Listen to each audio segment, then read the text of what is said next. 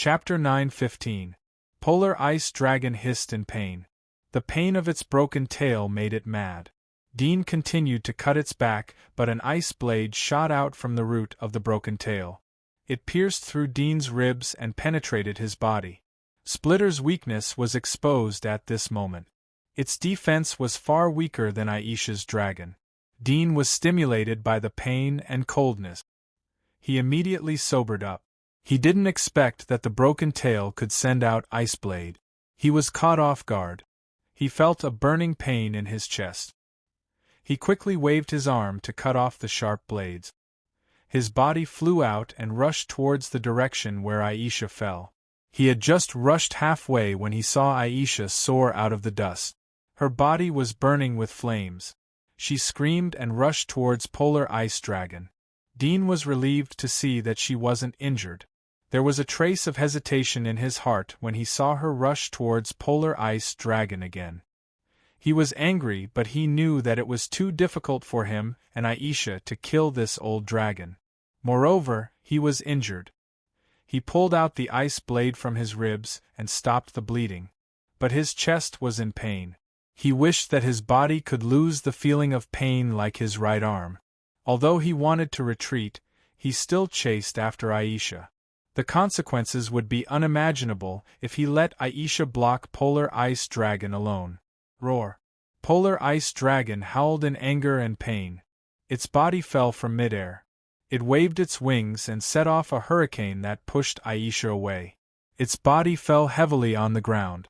Aisha stopped her body and rushed towards Polar Ice Dragon again. It seemed that she wouldn't stop until she was dead. Extreme Ice Dragon opened its mouth and spewed out cold air.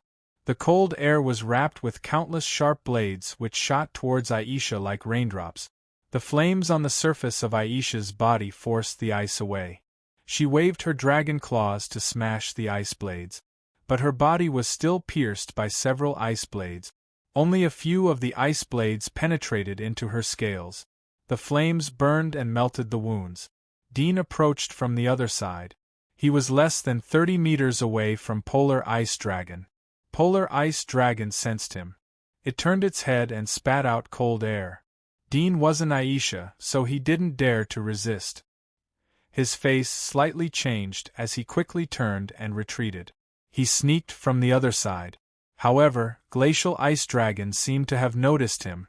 When he approached from the other side, Glacial Ice Dragon sensed him again and used its frosty air to force him back. Dean saw that Ice Dragon was only focused on defense, and he couldn't get close to it for a while.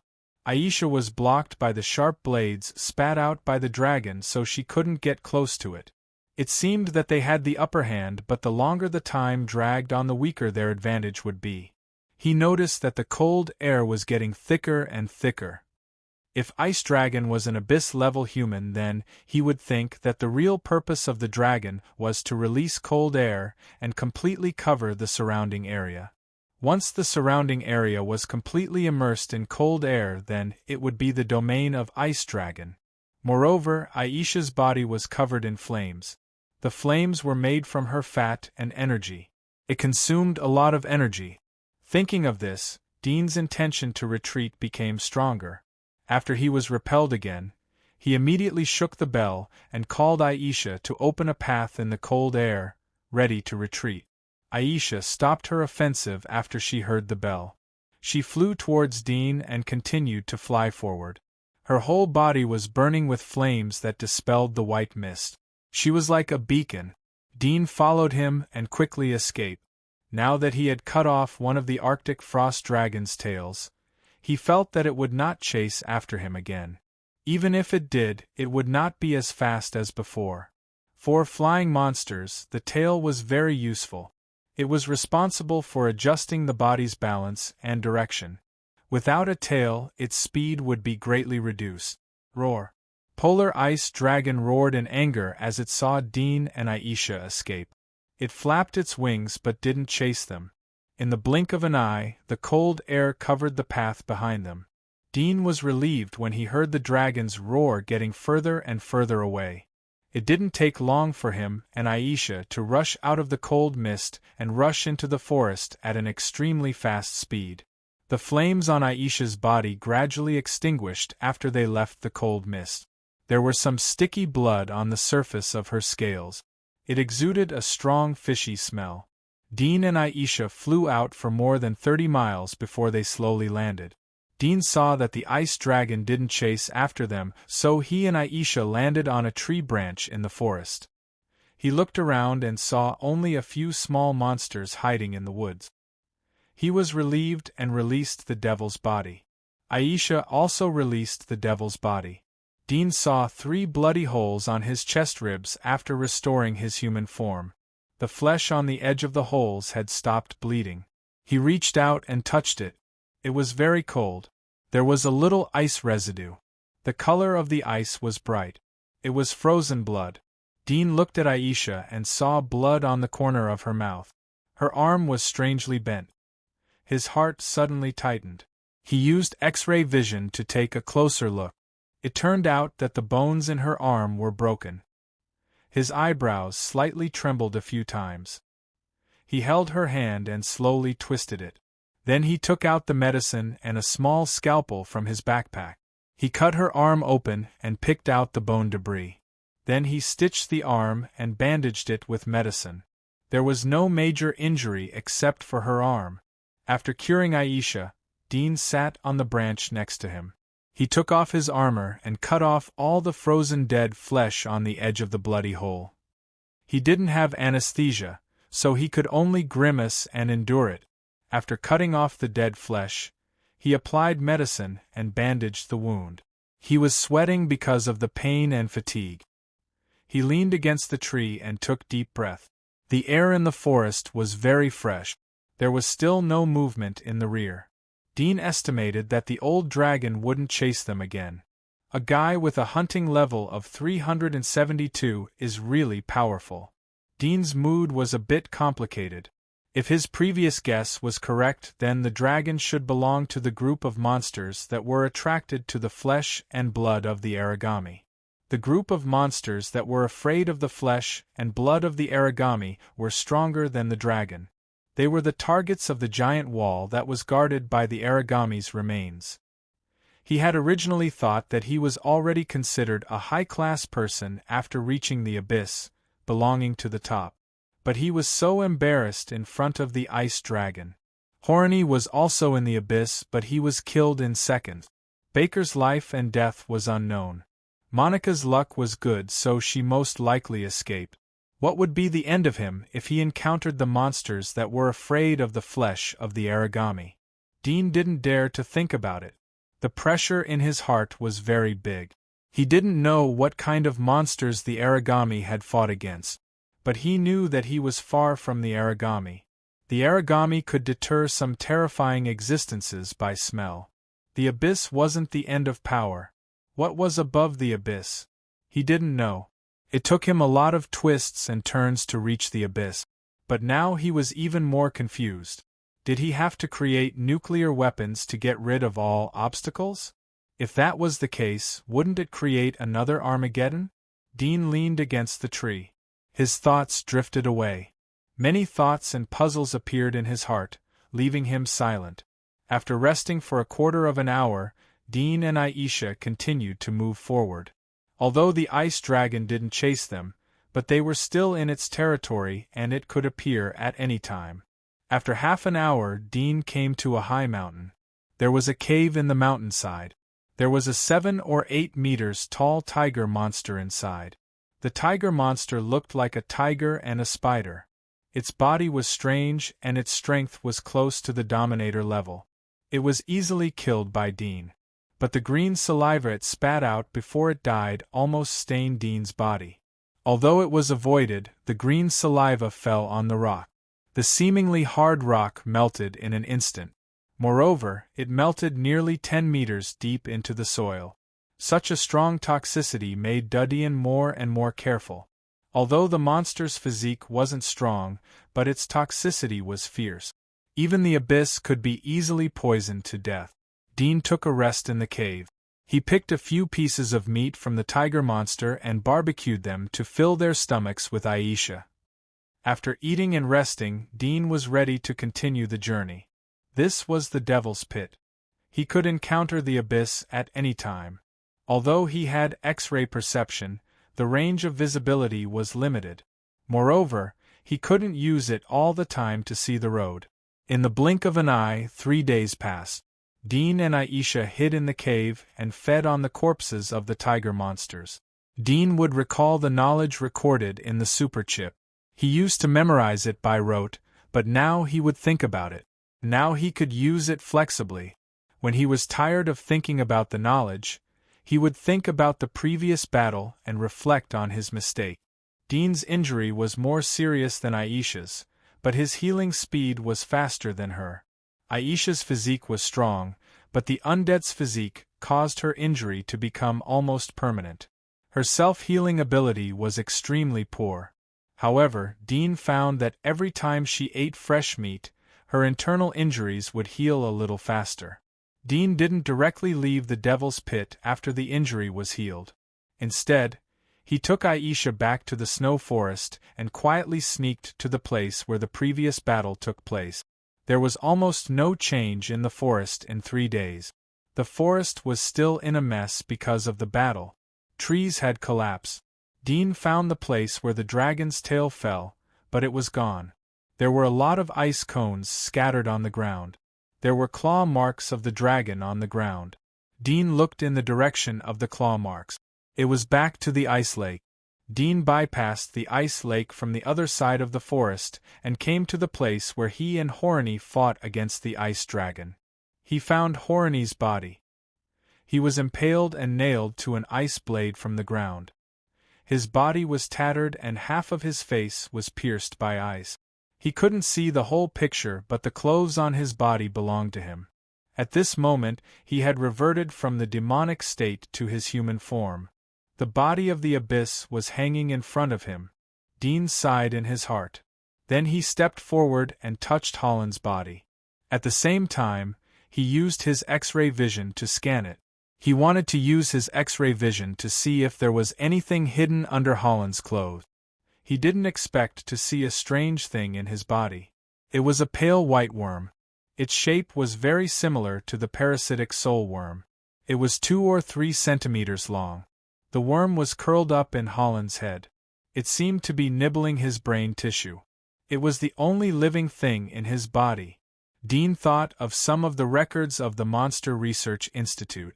After the hunter died, the parasitic soul worm in his body would also die. He had seen a lot of dead hunters. It was indeed the case.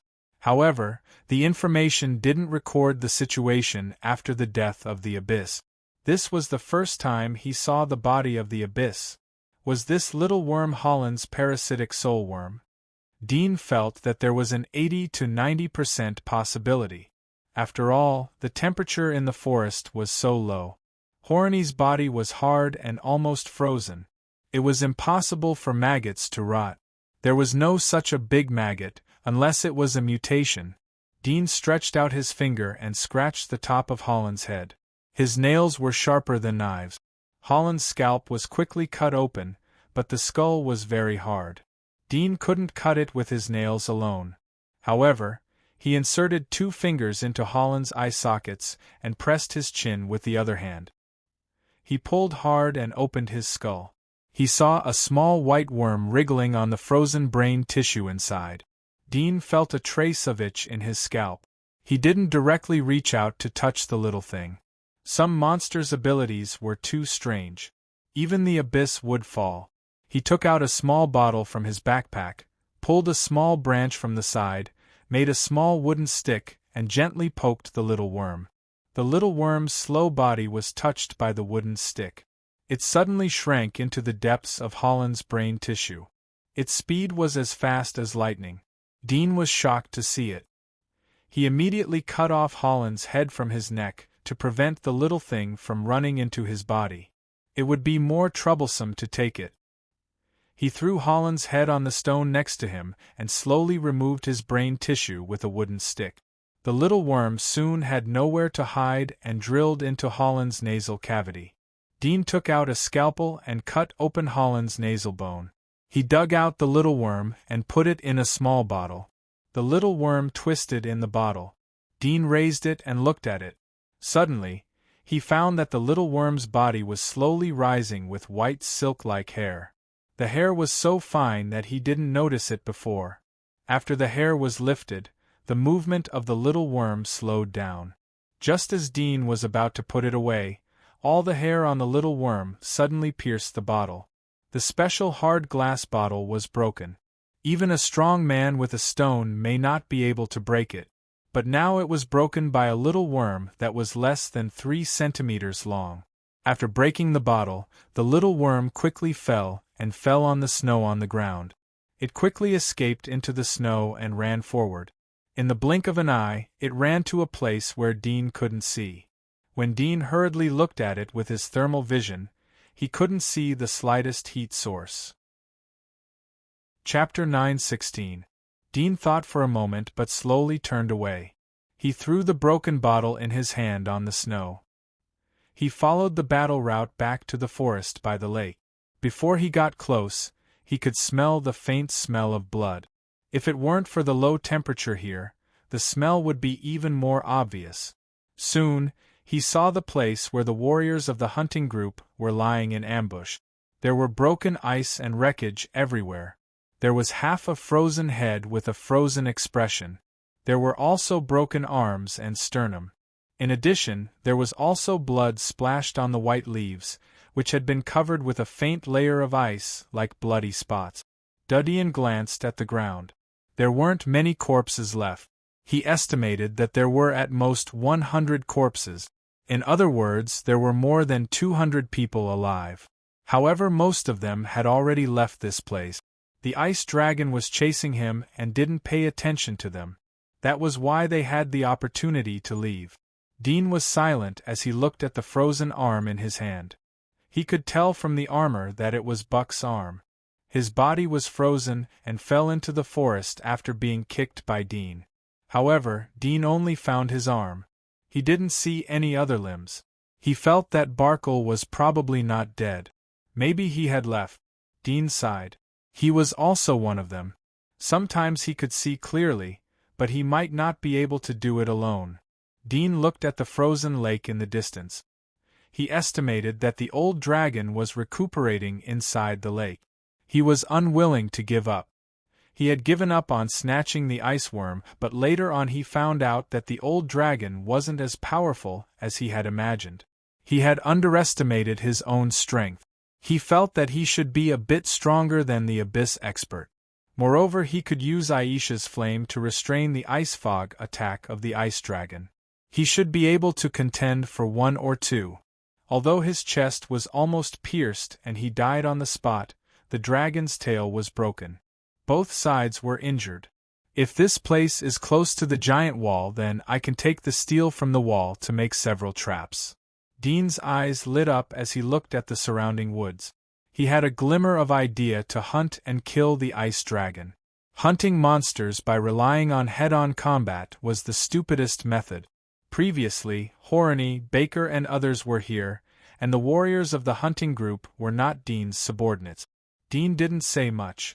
In fact, he felt that with so many pioneers cooperating, they could create a trap swamp nearby. Even if the strength of the ice dragon was twice as strong, it would still lose a layer of skin. At that time, he was worried that the Arctic ice dragon would not be able to withstand a single blow from the combination of the 4 abyssals, the pioneer warriors, and the ruler. If the Arctic ice dragon was quickly killed, it would be their turn to fight for the Arctic iceworm. Therefore, he did not say much during the ambush.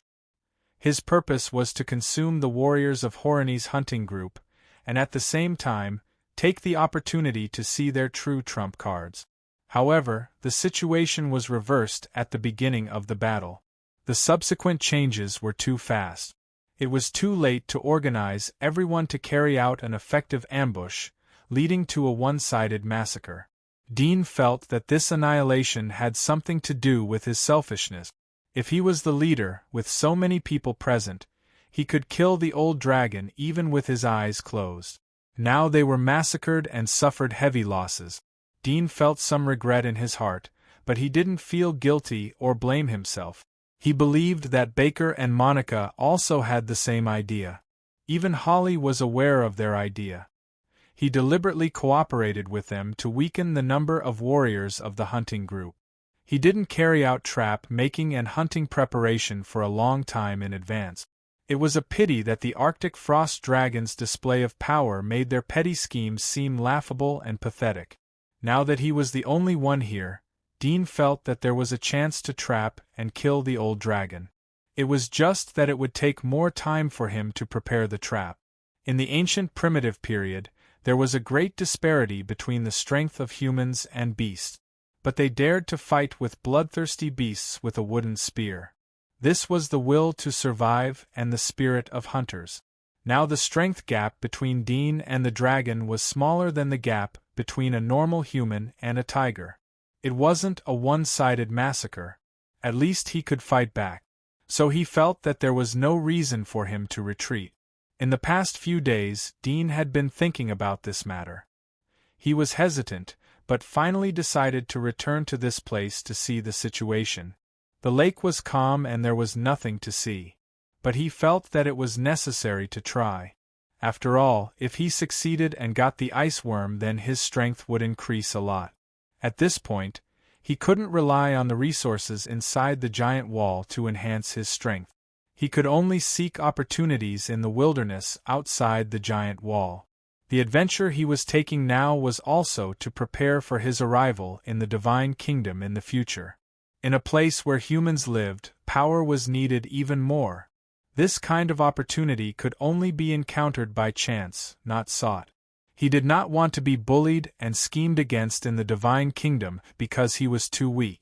That was another cruel world, and the price of being weak was also bloody. Dean and Aisha sat down at the edge of the forest. He looked at the surrounding environment and thought about the layout of the trap. Although the dragon's body was hard and invulnerable, it could still cause a lot of damage and impact if the tree was used as an arrow and the vine as a bow. If one tree wasn't enough, then he could use 10 trees. The force of the ejection from the tree wouldn't be good. Moreover, the size of the dragon was huge. Although its flying speed was very fast, but it wasn't flexible enough. These were its weaknesses. In the blink of an eye, a few hours passed. Dean thought of several hunting plans. He was about to get up and cut down the trees to make the trap. Suddenly he felt the ground tremble slightly. His heart jumped as he looked at the lake. 2 to 3 seconds later, the calm surface of the lake suddenly bulged. The ice on the surface of the lake quickly shattered, and a huge figure leaped out of the lake, water splashing everywhere. Its huge, scissor-like wings spread open, and it landed on the shore of the lake. It was the Arctic frost dragon. Dean's pupils shrank as he held his breath. This Arctic frost dragon's tail had grown out, but it was much shorter than the previous one. After it landed on the shore, it shook its body and walked into the forest ahead. Its dragon claws rumbled on the ground, and its voice was low. Dean was relieved. He almost thought that the dragon was aware of his presence. He was ready to turn around and run away if he didn't see that the dragon was on the opposite side of the lake.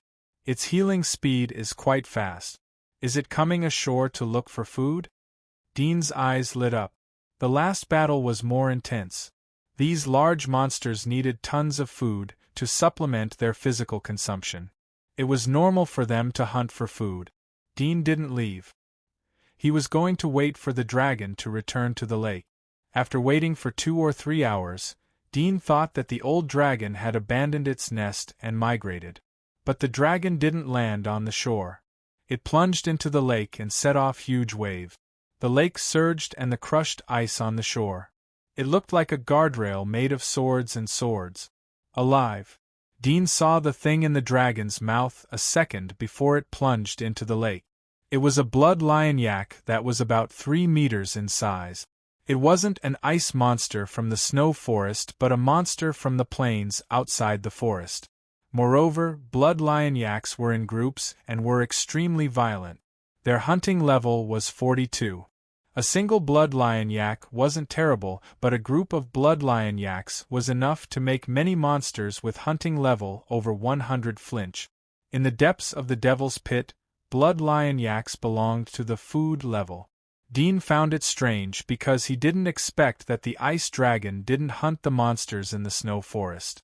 What was even more strange was that the ice dragon brought back a blood lion yak. The ice dragon didn't need to chew the blood lion yak. Was there any need to bring it back to the nest to enjoy? The waves of the lake were still rolling. The white figure of the dragon gradually sank to the bottom of the lake. Dudian stretched his head to look at the lake. The lake was very deep. He could barely see the depth of hundreds of meters. But he could see that the blood lion was exuding a slight heat of life. He was about to take back his eyes, but the heat source of the blood lion yak suddenly disappeared. Dean was surprised. Did he get swallowed by the ice dragon? Even if it was swallowed, the blood lion yak's body wouldn't immediately lose its heat source. It would slowly dissipate. He felt that it was a little strange, but he did not pay too much attention to it. After the lake had completely calmed down, he turned around and headed for the forest. He chopped down trees in a distant place and piled them up. While chopping down trees, he encountered some forest monsters. There were giant lizards with bodies as white as snow, giant pythons lurking under the snow, and strange insects living inside the giant trees. Dean killed the monsters. Some monsters used poison to attack him. He cut off their poison sacs or pulled out their fangs. He kept them as trap materials. 5 days passed in the blink of an eye. Dean had cut down thousands of trees. During this time, he heard a slight dragon roar coming from the ice lake. He sensed that the dragon had gone out to look for food. He stopped making traps and rushed to the ice lake to wait. He found that the old dragon came back with a fat and round monster. It didn't have an ice physique either. If the first time was a coincidence, then the second time was the same. It was basically the old dragon's taste. This made Dean happy. He was worried about what to use as bait, but now it was simple. Dean peeled the bark of the felled trees and peeled off the surface. The inside of the tree was still rough. Fortunately, these giant trees lived in cold temperatures, so their trunks were extremely hard. Ordinary swords may not be able to cut them. Dudian lit a fire and refined the bark into tree oil. He smeared it on the trunk so that the surface of the trunk became smooth. Then he sharpened one end and made it into a giant bough. He found some vines and weaved the bough rope. There were few vines in the forest, so they were not tough enough. Dean could only peel the silk from the cocoon and weave it again. It was very time-consuming, so he could only do it alone. It took him 3 days to make 2 bows. The bows were fixed on the ground with several trees. The rope was made by himself. Tree arrows were the easiest to make. Dean picked a good position and waited for the dragon to go out to look for food. He dug a hole by the lake and buried the bough. In addition to the arrows, he prepared a giant net. He was going to use the net to catch the dragon in the air. Even if the dragon broke free from the net, it would take a lot of effort for the dragon to escape.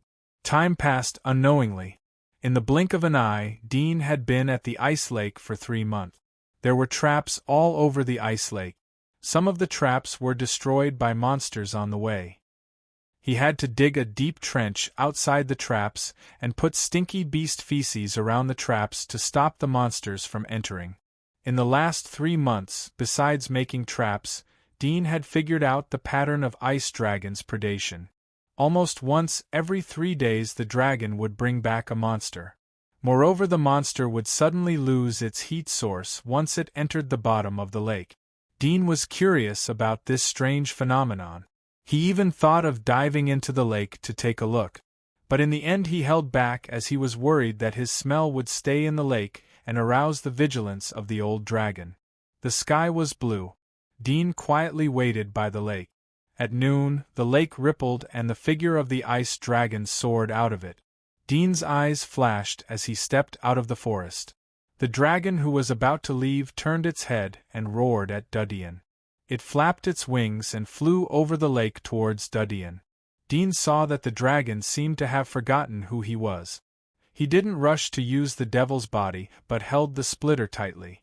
Polar ice dragon fell from the sky and set off a gust of wind that messed up Dean's hair. It landed on the ground, opened its mouth and bit towards Dean. It didn't seem to take Dean seriously. The moment it stretched its mouth, its sharp fangs were still stained with blood and flesh. Dean slid sideways and used the splitter to cut through the dragon's mouth. The sharp edge of the blade cut through the dragon's mouth. Dean held the sword and moved forward for 3 or 4 meters. He waited for the dragon to roar in pain before pulling out the sword and retreating. The dragon looked up to the sky and roared. It raised its wings in pain. It opened its mouth and spat out cold air. Dean was well prepared. He quickly soared into the forest after the successful blow. Chapter 9:17. Not surprisingly, Arctic Dragon roared and chased after Dean. Its huge wings set off a hurricane that blew away the snow in the surrounding forest. It opened its mouth and shot an ice blade towards Dean like an arrow. Dean turned around and swung the blade to cut off the ice blade. He dived towards the direction of the forest. The ice dragon caught up with Dudian. Its mouth stretched out and almost swallowed Dudian. Dean's eyes were cold, but he didn't panic. After flying for hundreds of meters, the dragon's cold breath pierced his spine. He glanced at the ground and saw a giant tree that was bent over in the snow. He swung his arm, and the ice blade on his body automatically fell off and pierced into the snow next to the giant tree. There was a faint thud, and the giant tree suddenly lifted up. At the same time, the snow on the ground of the giant tree also bounced up.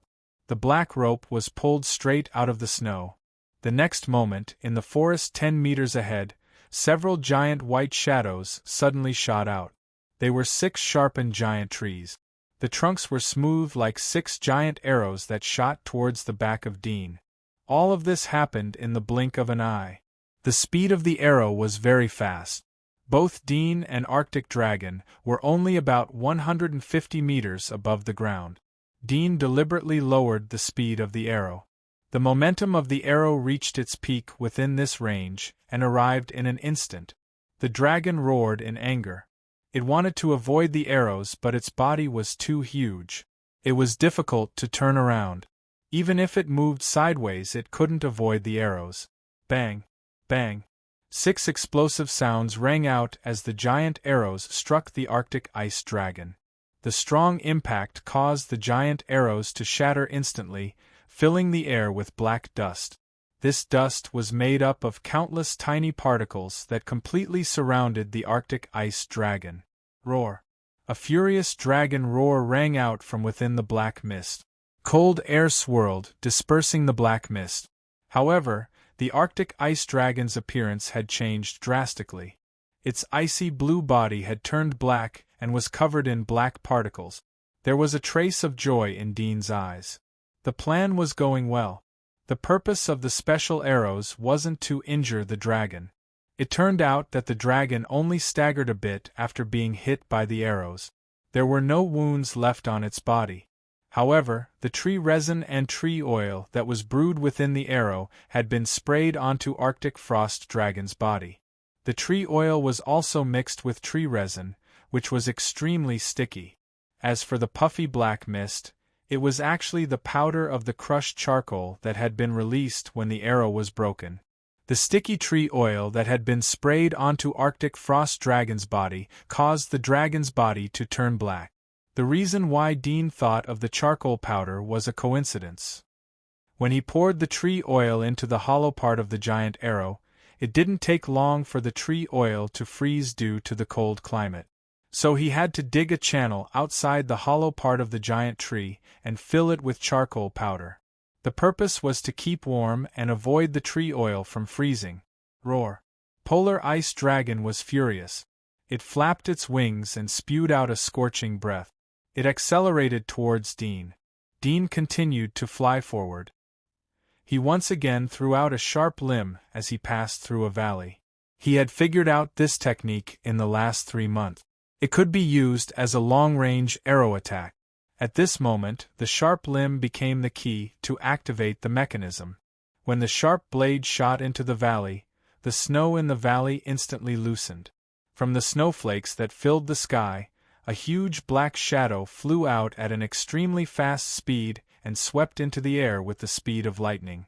The Arctic frost dragon sensed it and roared angrily as it flapped its wings, whipping up a strong gust of wind. The huge black shadow slowed down, but it still made contact with the Arctic frost dragon's abdomen. It was a huge black net that wrapped around the Arctic frost dragon's claws. Dudian saw that the net couldn't completely cover it. His heart was secretly regretful, but he didn't stop. His body continued to dive to a height of 100 meters from the ground. He threw a sharp blade into the forest.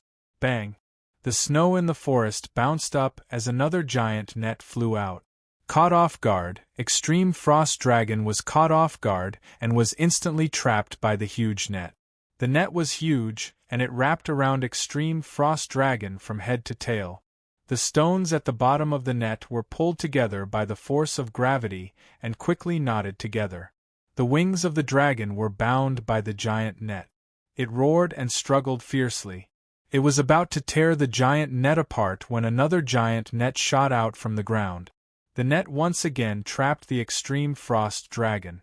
At the same time, 12 arrows shot out from all 4 directions, piercing towards the Extreme Frost Dragon like sword.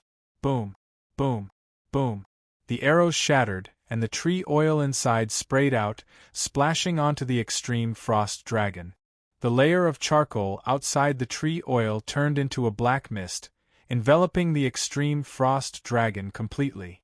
Now! Dean's eyes flashed. The bells on his body shook. Roar! A low roar rang out from within the forest, followed by a blazing flame that shot out like a cannonball. Like a cannon, it struck the Arctic dragon's body. Bang! The next moment flames emerged from the source of the sound and spread rapidly. It burned the black net and spread to other parts of the forest. The fire grew stronger as it touched the tree oil. The charcoal powder on the tree oil also fanned the flames at this moment. The Arctic frost dragon instantly turned into a blazing fire dragon, burning in midair like a cloud of fire. It looked up into the sky and roared in pain, but its wings were unable to break free. Its huge body suddenly fell from the sky like a burning meteor. A strong shockwave spread out, blowing away all the trees in the surrounding forest. There was a soft bang, followed by a violent collision and the sudden high-pitched scream of the Arctic ice dragon. He saw that the ground where the ice dragon fell completely collapsed. More than 200 meters of ground had collapsed. Sharp boulders were exposed under the collapsed ground. Some of the boulders were stained with green or black substances. It was the venom that Dean had extracted from the bodies of the monsters in the forest.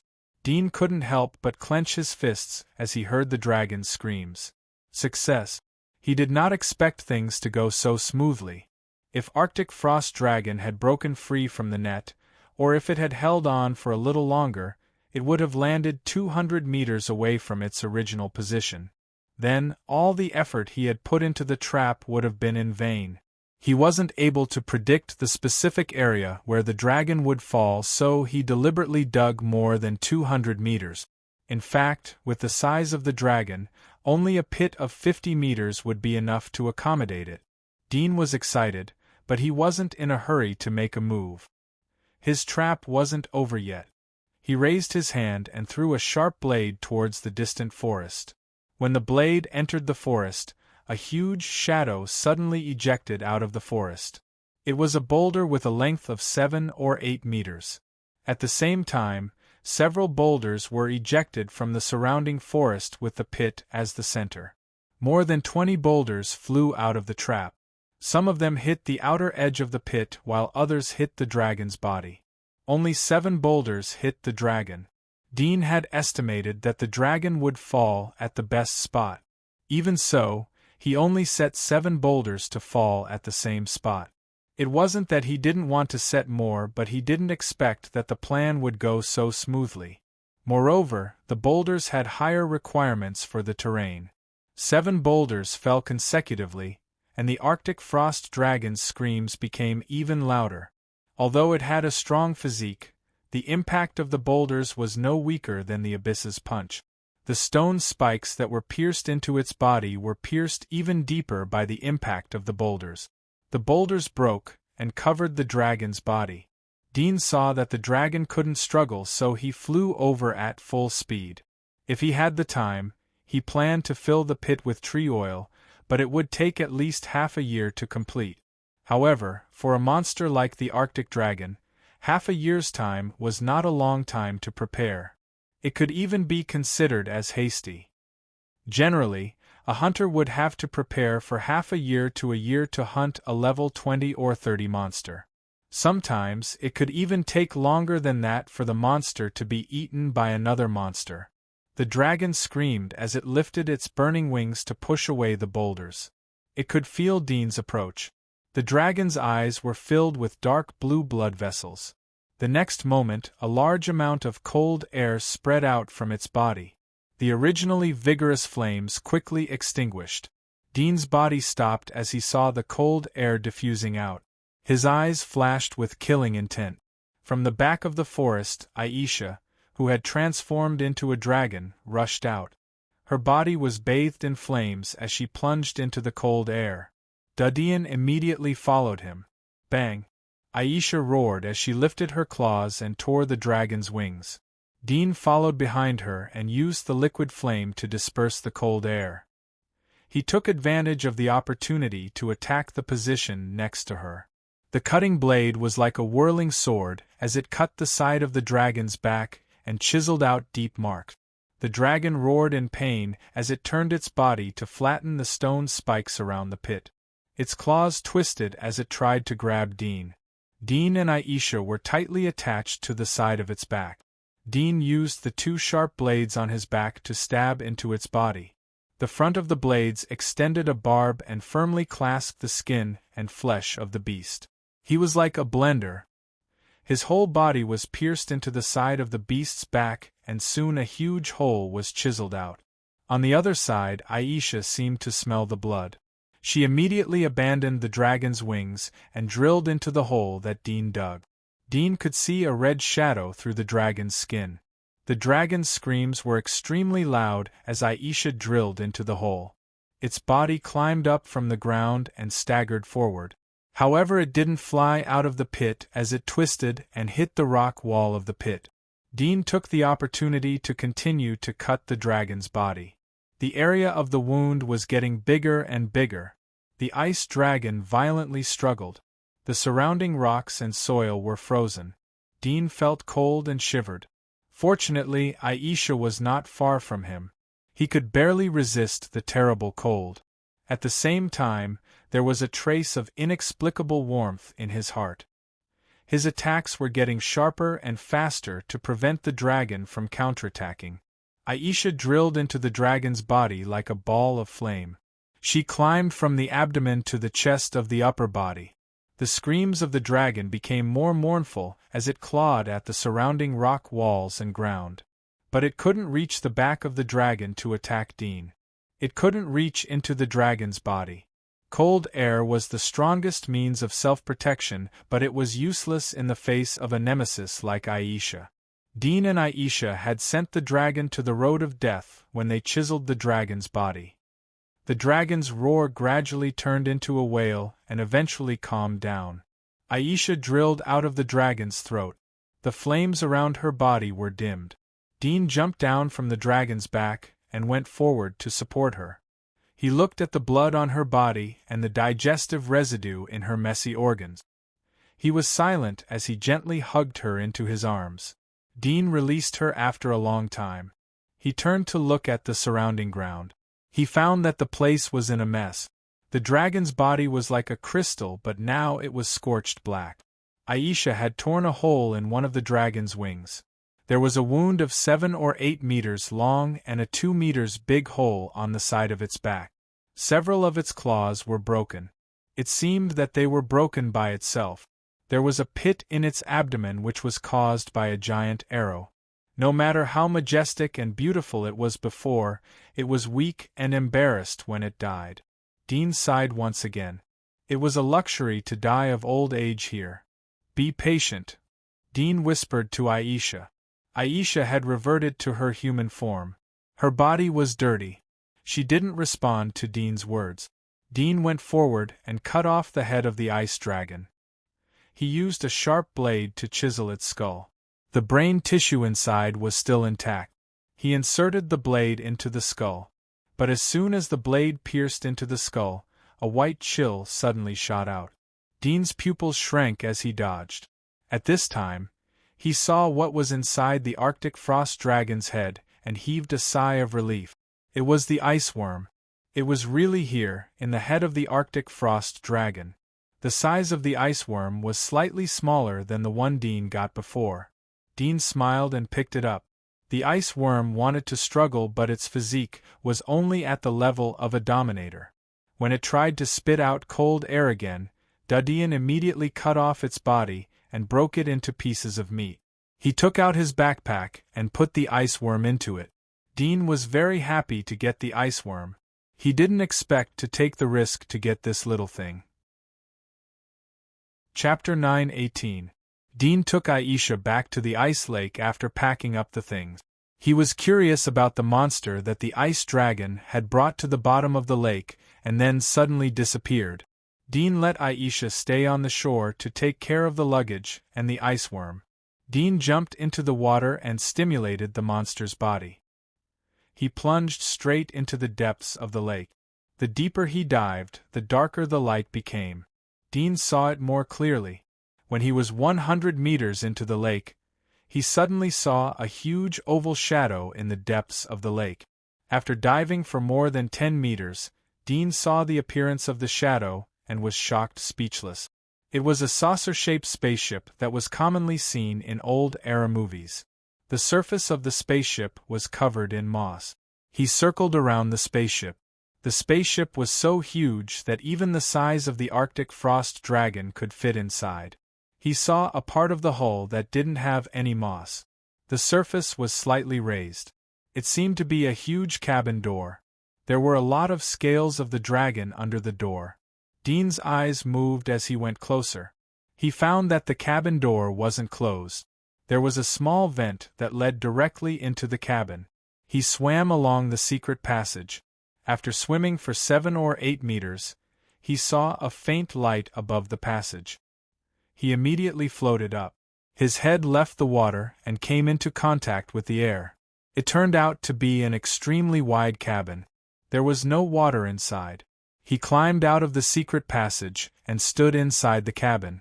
He found that there were a lot of dragon scales and unknown monsters' hair on the cabin. There was a huge door next to the secret passage. There were dragon scales on the metal protrusions of the door. Presumably, the dragon scales were scraped by the dragon when it entered. But how did the dragon know how to open the cabin door? Moreover, how come there was no water in the cabin?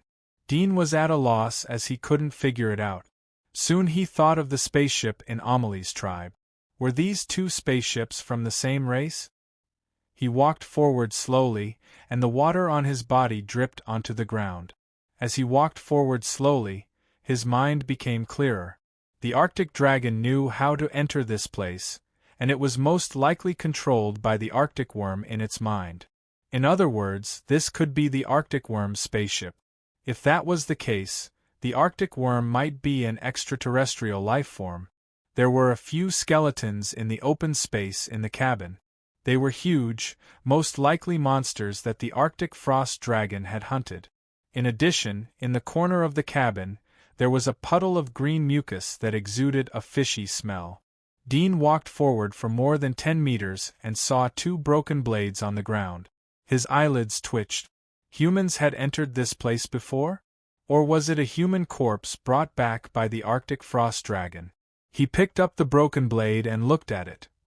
There was no dust on it. It seemed to have fallen off not long ago. There was a sticky liquid on the edge of the blade. He did not dare to touch it. Dean gently put down the broken blade and continued to walk forward slowly. At the same time, he used his X-ray vision to scan the surroundings. He soon found that the material of the spaceship was the same as the material of the coffin that had frozen Sylvia. His X-ray vision couldn't penetrate it. The inside of the spaceship was covered with a red mesh of metal. His heart tightened. He didn't know if there were any living things inside. At this time, he regretted leaving Aisha on the shore. This thought made him realize that Aisha brought him a sense of security in addition to hope. He slowly walked forward along the passage in the cabin. The soles of his feet didn't make a sound. He found that the passage in the cabin was not only metal but also the intestines of a certain animal. The passage was stained with sticky liquid that exuded a fishy and foul smell. Some of the connecting belts in the cabin were shaped like the muscles of insects. It was disgusting and strange. It was too quiet. Dean could only hear his heartbeat. It was getting louder and louder. He had to use dragon blood technique to control his heartbeat and suppress his bodily functions. He slowly moved forward like a ghost. He walked along the passage for more than 10 minutes. He passed several cabins and rooms along the way. Some of the doors were closed. The doors were stained with white ice. From the traces of the ice, it looked like sputtered blood. Some of the doors were open. There were dried corpses lying on the ground. They looked like multi-jointed insects that had been dead for a long time. However, they seemed to be in a deep sleep and would wake up at any time. Dean's body was overflowing with cold sweat. There was a kind of repressed trembling feeling. It seemed that something terrible was waiting for him in front of him. He almost stopped breathing as he walked forward step by step. He noticed that the metal protrusions on the cabin floor were scraping against the dragon's scales. He was able to breathe a little bit. He went forward along the passage. Some of the lights in the passage were bright, but some were broken. The passage was shrouded in a black and white haze. The more he moved forward, the deeper the darkness became. Dean seemed to have an illusion. At the edge of the passage, the darkness extended out like a tentacle and reached out to him. He was ready to fight at any time. He gritted his teeth and slowly walked to the exit at the end of the passage. The scene in front of him made his heart twitch. He even had the impulse to turn around and run away. The exit of the passage was a huge dark space. Metal pipes that looked like insect muscles spread around the dark space. They were connected to the wall like the vines of a dead tree or scattered intestines. Bursts of stench came from inside. In the center of the space, there was a pile of black root-like objects. Complex pipes extended from them and connected to the wall. Below the black root-like objects, 2 rows of thick branches extended out like blood vessels. The surface of the branches was sticky with a green liquid. It seemed that they had not been washed for hundreds of years. Below the branches, there were pupae of different sizes hanging down. The darkness couldn't block Dean's vision. At a glance, he saw a pale human face on several of the pupae. On the other 2 huge pupae there were 2 strange heads. One of them was the head of a blood lion yak. Dean suddenly understood why the ice dragon would capture the prey. It was sent here. No wonder the prey suddenly disappeared. It turned out that the spaceship was blocking his view of the heat source. In the center of the black root-like objects, there was a giant worm with 7 or 8 white tentacles. The worm's body was like a magnified peanut. It was snow-white and had a smooth surface. It had no eyes or mouth. If it wasn't for the ferocious tentacles connected to its body, no one would think that it was a living creature. Dean held his breath and did not dare to make the slightest sound. He had never seen such a strange thing. The most terrifying thing was that he found that this thing was alive. Something was constantly being pulled out of the chrysalis and flowing into the body of this thing. The Arctic frost dragon was actually raising such a strange creature. No, it should be said that the worm in its head was feeding this thing. Dean felt that he had seen some secrets hidden in the deepest part of the world. He didn't know whether this thing was the most terrifying existence or not. But now he just wanted to get out of here. Just as Dean was about to turn around and retreat, he suddenly heard a rustling sound. Dean's retreating footsteps stiffened. He saw 7 or 8 white fat figures drilled out of the holes in the black root. Their white bodies were in sharp contrast to the dark root. He recognized these weird things at a glance. He was even familiar with them. Ice worms. These 7 or 8 things that came out were all extreme ice worms. Dean couldn't believe it. In order to capture an ice worm, Horny had gathered a lot of people, but they had failed miserably. Now in the depths of the lake, there were 7 or 8 ice worms in the mysterious spaceship. It was enough to create 7 or 8 abysses. Dean was shocked. The ice worms slightly raised their bodies like vipers. It seemed that they were looking at Dean. They gathered around the snow-white peanut like multi-tentacled monster. They quietly observed for a moment. 2 of the ice worms suddenly crawled along the viscous pipe. They were very fast and swam to the top of the pupae. One of the pupae was a human and the other was a ferocious long monster. The next moment, the 2 ice worms climbed up the pupae and drilled into the surface of the pupae through an unknown substance. After a moment, the substance on the surface of the pupae slightly bulged and burst open. The long pupae fell to the ground and a monster came out. It had an insect-like head and a snake-like body. It crawled on the ground and had a very long tail. Another human pupae also fell down. There was a naked woman inside the pupae. Her body was stained with a sticky liquid. Her full chest was slightly undulating. There was a heartbeat. Dean's eyelids twitched as he glanced at the rest of the pupae. His eyes narrowed and his heart turned cold. He saw Barkle. Barkle was tightly wrapped. Only his facial features were exposed. He was very pale. Dean didn't recognize him at first. Barkle was caught and turned into a pupae. No wonder he couldn't find Barkle's body. In addition to Barkle, Dean suddenly saw a familiar face. It seemed that he had seen it before. It was the abyss that he met before he came to Barkle's giant wall. At that time, he hadn't become the abyss yet. It wasn't easy for him to get rid of the abyss. He didn't expect to meet him here. Roar. The crocodile-like monster roared and rushed towards Dean. Dean's face changed. He quickly turned and ran. Whoosh. Dean used the horn on top of his head to look back. He saw the naked woman chasing after him. Her speed was faster than the monster next to her. The strangest thing was that there was an ice worm coiled around her neck. If he looked carefully, he could even see that one end of the ice worm was wrapped around the top of her head. It seemed to extend from her ears. Was it the ice worm that was controlling it? Dean didn't dare to stay. He quickly rushed forward along the cabin. The naked woman was extremely fast. In the blink of an eye, she caught up with him. She raised her hand and patted Dean's back. Dean was shocked. The sharp blade on his back swung his limbs and strangled him like a fan.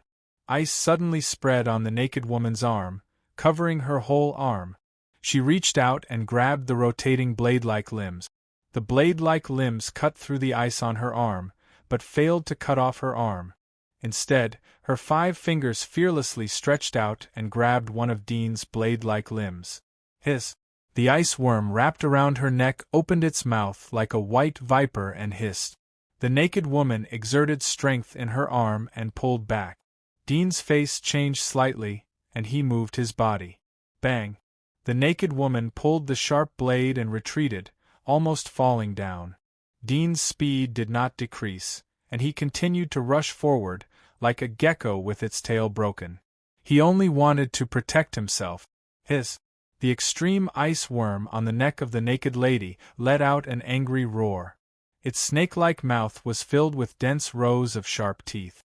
Under its control, the naked lady once again charged forward with the speed of a shooting star. Dean was shocked. The naked woman's physical fitness was so strong.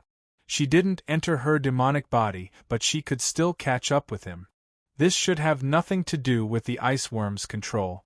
After all, the huge monster behind them was now 40 to 50 meters behind them. Seeing that the naked woman was approaching again, Dean suddenly threw out a sharp blade. Like a spinning top, a sharp blade storm, he strangled the woman. The naked woman's body quickly froze. She used her hands to protect her body. The sharp blades slashed out thousands of times in a flash. The ice on her arms was cut into pieces and dozens of fine wounds were left. But strangely, there was no blood flowing out of the wounds. Dean saw that he couldn't kill her. He didn't look back as soon as he landed on the ground. The naked woman madly chased after him again. The ice worm on her shoulder screamed. Dean looked at the exit of the cabin that was getting closer and closer.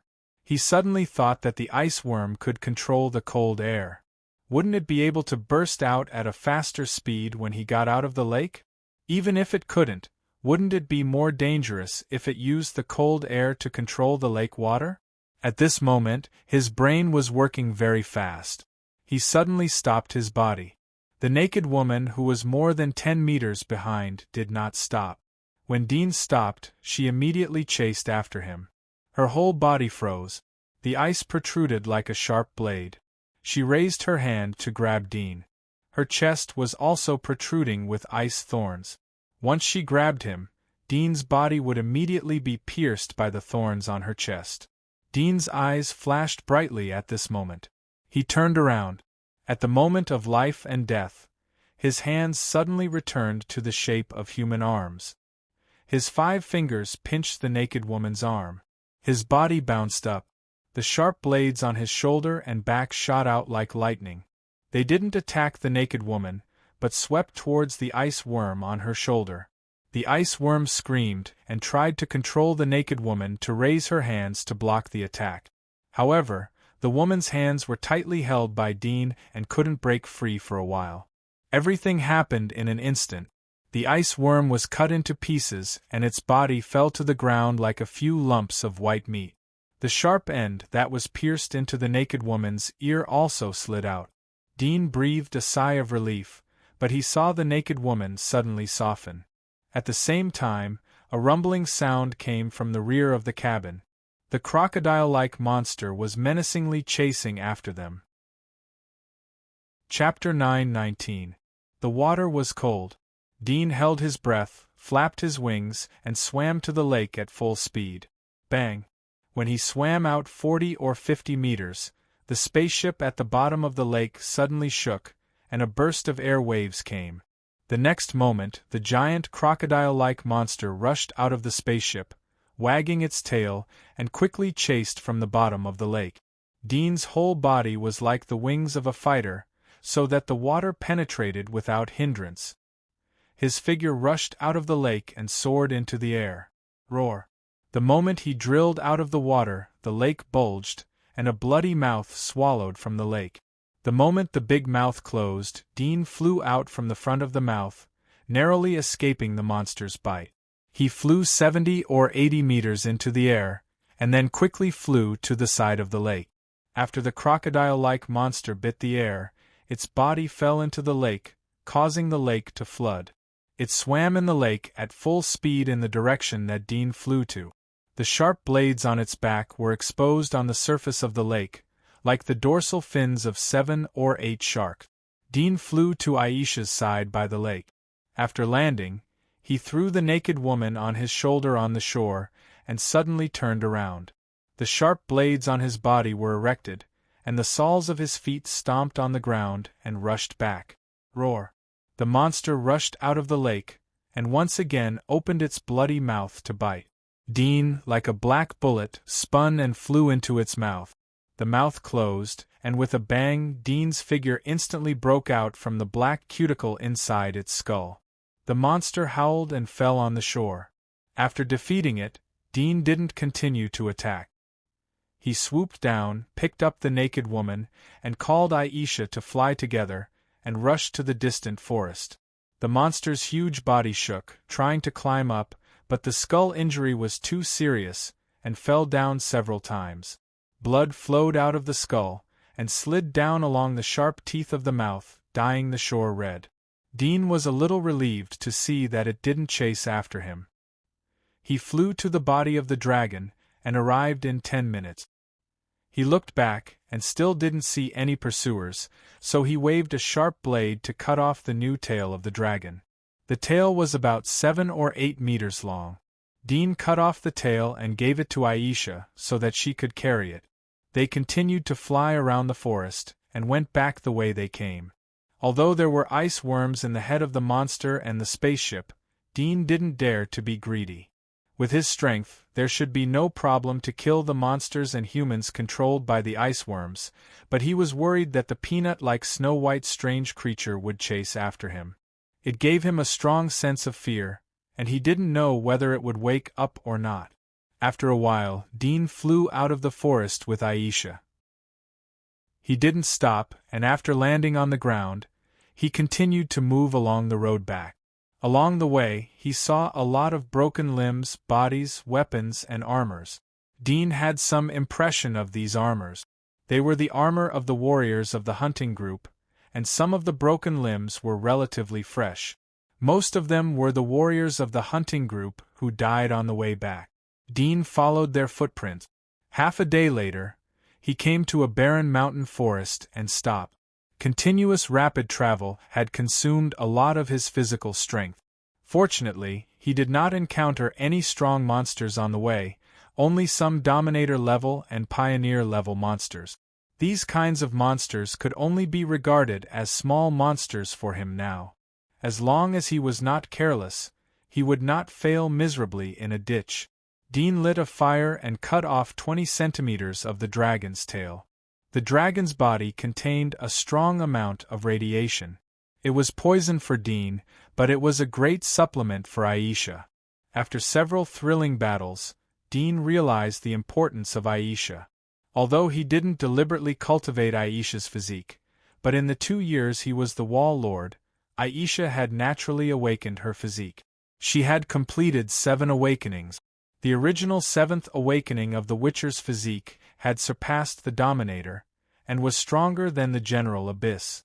Because of the Undead's physique, Aisha's physical function was several times stronger than the ordinary 7th awakening.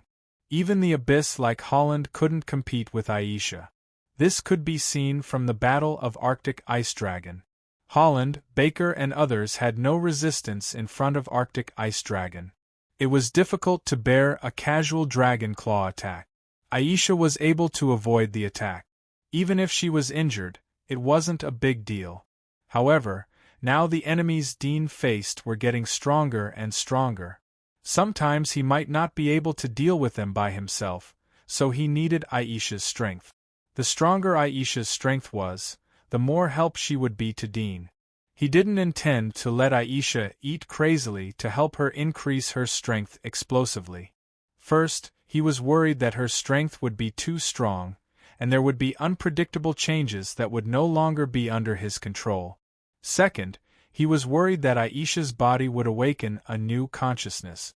If that day came, would he be able to resurrect her? In addition to these 2 points, he always felt guilty if he let her eat too much to increase her strength. It seemed that he would treat her as his weapon in battle. This kind of contradictory mood sometimes made him feel a bit pretentious. It was the main reason why he couldn't make up his mind to give Aisha a large amount of food. However, Dean was willing to try to choose high-level monsters' flesh and blood so that even if he couldn't increase Aisha's strength, he could supplement her body consumption. After the dragon's tail was roasted, Dean handed the knife inserted in the dragon's tail to Aisha. While she was eating, his eyes shifted to the naked woman next to him. There was a thoughtful look in his eyes. Although he was not close to women and was even a little virgin, he had a strong self-control over women. Moreover, he had seen too many bloody scenes in the past, especially on the battlefield, where the severed limbs of men and women were piled up. At that time, there seemed to be no distinction between men and women, not even the distinction between humans and beasts. All the body parts were like pork in a slaughterhouse, revolting. Generally, hunters or warriors who had seen these bloody pictures would have a big change in temperament. They would even be extremely raging on the woman's body. Dean was cautious. Aisha was almost isolated from women, so he had very few impulses in this aspect. At this moment, looking at the naked woman was like looking at a sculpture or even a skeleton. The tragic state of a beautiful woman after being cut off would make people cut off their evil thoughts. In Dean's eyes, the woman was like a corpse, and an extremely strange one at that. From a man's point of view, this naked woman's face was very exquisite and beautiful. She had a head of light golden curly hair, a high nose bridge, and long eyelashes above her tightly closed eyes that were still stained with a bit of white ice. Her body was slender without any excess fat, and her lower abdomen was flat. Her legs were slender and full of beauty, but they also contained great power. Her toes were like shells, slender and soft. Other than her extremely pale skin, there was nothing eye-catching about her, enough to arouse the primal impulse of any male. Dean was lost in thought as he looked at her body. He thought of the disgusting and distorted scene in the spaceship. Pupae were hanging in the dirty and dark place. Green mucus could be seen everywhere on the ground. The stench of the putrid smell seemed to be swirling in his nostrils, making him frown slightly. Is this the ice worm's nest? How many places like this are there? How strong would the white monster at the core be after it woke up? Does the kingdom of God know about such a place? One question after another appeared in his mind. He felt that the God kingdom should also have such a thing, and there must be more than one such spaceship. Otherwise, it would be impossible for the God kingdom, which had been in charge of this land for hundreds of years, to not know that he, a traveler of the abyss, had come across such a thing by chance during a random hunt in the demonic abyss. The kingdom of God. How many secrets does it know? Dean sighed in his heart. After Aisha was done eating, Dean carried the naked woman on his back and hurried on with his journey. Dean came to a lush forest surrounding a lake when it was dark. He didn't dare to stop. He took advantage of the last touch of dusk to continue to move forward for more than 20 miles. He came to a grassy plain. Huge monster wreckage could be seen everywhere on this plain. It was a record of what happened in this land every day. In addition, there were collapsed buildings. Some of the buildings were huge statues, but the people on the statues had already fallen. They were trampled into cement fragments and submerged in the surrounding soil. The base of the statue was still there, but it was buried in the ground. Dean used his X-ray vision and found that many buildings were buried under the sand. He dug out a piece of land and drilled into the basement of a buried house. He found a rusty car parked inside. He took Aisha and the naked woman into the car. He saw 3 skeletons tied to the seatbelt. 2 big and 1 small. It seemed that they belonged to a family of 3. The empty eye sockets of the skeleton looked at Dean. The next moment, Dean sat on its body and the skeleton was smashed. Dean let Aisha sit in the front while he and the naked woman sat in the back. This was to prevent the naked woman from quietly waking up and waiting for an opportunity to attack. The 3 of them hid in the dark underground. Dean leaned on the car's seat and adjusted his breathing. He felt that time was passing quietly. There was no wind, no sound. He looked at the soil and darkness outside the window. He was slightly dazed and suddenly wanted to light a cigarette. But he wasn't addicted to smoking and he didn't have a cigarette with him. He could only give up. When people were quiet, they would be in a daze. Their thoughts would drift. They would think of one thing and then another. There was no mobile phone or entertainment here. Dean could only imagine the future and miss the past. The more he missed the past, the more he wanted to change something. The more he wanted to change, the more he found that he had nothing and was terribly poor. He didn't know how long it had been. The roars of monsters and howls from a distance gradually appeared on the plains outside. There was also the sound of some hamster-sized things crawling on the ground and rustling the grass root. Monsters of all classes came out to look for food on this lonely night. The footsteps of these monsters and the roars of fighting became background music in Dean's ears. He held his arms and fell into a state of drowsiness and wakefulness. The night passed in the blink of an eye. Dean kicked the roof of the car. The rusty iron was broken, and the sand above splashed. Dean pulled the naked woman and jumped to the ground. They continued to hurry on the road. 3 days passed in the blink of an eye. Two figures flew over from the border of the Devil's Pit. Dean was carrying the naked woman on his shoulder. The dragon tail on Aisha's shoulder was less than 3 meters long. Dean heaved a sigh of relief and looked around. He remembered the route and continued to move forward with Aisha. There were a lot of blood stains on his armor. During the past 3 days, he had encountered a lot of monsters. It had to be said that the number of monsters in the Devil Pit was extremely high. Apart from some barren lands where there were fewer monsters, as long as there were lakes and forests with abundant water sources, there would be groups of monsters gathering. However, the number of monsters living in the barren areas was small, but it was more difficult to deal with. Fortunately, Dean wasn't a master who had just stepped out of Sylvia's territory. He was a veteran of the Abyss. He had the help of Aisha, so he rushed out of the Devil's Pit safely. Dean returned to the giant wall after leaving the Devil's Pit. I wonder what Monica is waiting for me? Dean thought about the things that would happen after returning to the giant wall. He only saw the wreckage of the warriors of the hunting group. He didn't see Monica's body. He thought that there should be a great hope for her to get out of the Devil's Pit with her abyss physique. Of course, he didn't rule out that she was extremely unlucky and met a terrible monster and was eaten. However, Dean didn't think that such a good thing would fall on his head. Although there was only Monica left in the giant wall, but Dean still didn't dare to be careless. The group of 9 that invaded Sylvia was too careless. Eventually, they were defeated by overwhelming power. The lesson was right in front of him.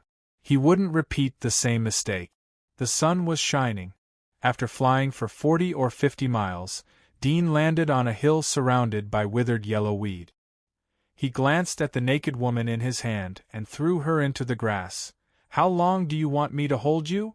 The naked woman rolled into the grass and didn't move. Don't pretend. Your heartbeat has betrayed you, Dean indifferently said. Hearing this, Felicia knew that she couldn't pretend anymore. She sat up and slowly opened her eyes. This was the first time she had opened her eyes in the past few days. The strong light from Dean's head made her squint. She couldn't even see his face clearly. Where is this? Who are you? Felicia looked around and took a deep breath to calm herself down. Chapter 9:20. Phineas rolled her eyes. How should I address benefactor? My name is Dean. This is my lover, Aisha. Dean looked down at Phineas. How should I address you? Phineas's eyes swept over Aisha's body. She didn't open her eyes because she was afraid of being detected by Dean. But she was aware that there was a powerful undead beside Dean. She was shocked and confused, so she was very calm at the moment. She didn't show any strange expression. My name is Phineas. I want to know your identity. Dean stared at her as he expressed his will. Phineas frowned slightly. Dean said that he wanted to know, implying that she had to say it. She knew that she had no room to resist. She said after a little thought, My identity is very ordinary. I'm just a demon hunter. I accidentally fell into a trap and was caught by the thing at the bottom of the lake. You've seen what happened afterwards. As for the process, I don't have any memory, so I can't tell you in detail. I said that I want to know your identity. Don't skip it. Dean looked at her naked body, but there was no ripple in his eyes. As your benefactor, my request isn't too much. You don't have to worry about other things. I'm not so extravagant as to save you. I won't wait for you to finish talking before killing you. There's a saying that more friends means more roads. Of course, the premise is whether you are worthy of being my friend. Phineas's eyes slightly moved. Although Dean's words were impolite, but his attitude was very calm. She didn't feel disgusted. Instead, she quietly sighed in relief. Benefactor's words are reasonable. As I said before, I'm a demon hunter from the 5th hunting squad of the Bloodthorn Legion. I'm the captain. Although I don't know how you rescued me, but you should have seen my other companions. They are my teammates. The Bloodthorn Army? Dean narrowed his eyes. He was surprised that the woman was from the kingdom of God. Moreover, She was just a captain of the Blood-Thorn Legion. There were 4 squads in front of her and even more squads were lined up behind her. Dean had seen the members of the Abyss that he had met in the wilderness. It was very likely that they were her members. When he turned back, he saw a bonfire. From the traces, there were 4 to 5 people, which matched Felicia's description. In other words, the Divine Kingdom's Blood-Thorn army had at least 25 Abyss-level experts, perhaps even double that number. This was just a nameless Divine Kingdom army. The Kingdom of God that had been shrouded in mist suddenly became clear in Dean's mind. He had expected that the Kingdom of God would be extremely powerful, but what Felicia said was still beyond his expectations. One must know that each giant wall only had one abyssal guardian. It was no wonder that the giant wall had no ability to resist in front of the Kingdom of God. However, how many giant walls were there in this world? Dean didn't know. He didn't ask Felicia as it would expose too much information. He pondered and asked, "You didn't come here just to pass by. Are you also here for the ice worm?" "That's not it." Felicia shook her head. Dean chuckled and interrupted her. "I'm willing to make friends with you. I believe you won't refuse the friendship of an abyssal. It would be ridiculous if there were lies between friends, wouldn't it?" Felicia frowned and looked at him. She stared at him for a few seconds and nodded. "In that case, I'll be straightforward. We came here to hunt for the ice worm. But we didn't expect to meet the ice dragon. We didn't expect that there would be such a terrible thing hidden in the dragon's nest. We wouldn't have accepted this task if we knew about it." "Task?" Dean asked. "You don't know what that thing is?" "I've never seen it before." Felicia shook her head. Dean stared at her. It seemed that he wasn't lying, but his acting skills were too good. He continued, "Your intelligence system is quite developed. You actually know about the ice worm, which is thousands of miles away. Where did you get the information?" "The news is from the Legion. We are only responsible for accepting the task. I don't know how the Legion got the information." Felicia shook her head again. Dean slightly frowned. Her words were watertight and he couldn't figure out more things from them. But at least he knew that the strength of the Blood-Thorn Legion was unfathomable. To be able to explore the clues of the ice worm in such a distant abyss, this couldn't be done by ordinary means. "I see that you are much stronger than the average abyss. What level are you?" Dean's eyes lit up. He didn't directly ask about the classification of the abyss, as he didn't want to expose his ignorance. Felicia wrinkled her eyebrows. She didn't know if Dean was deliberately blackmailing her or if he saw that her strength was extraordinary. "You're wrong. I'm just a bit stronger in terms of strength and speed. That's why I look stronger than the average abyss." Dean chuckled. "Really? You can catch up with me even though I'm in the demonic body. It shouldn't be just a bit stronger than the average abyss, right?" Surprised, Felicia looked at him in confusion. "Catch up with you? Don't you remember?" Dudian slowly said. "An ice worm climbed onto your body and took control of you when I rescued you. You showed extraordinary strength at that time. It's not like I haven't seen other abyss experts.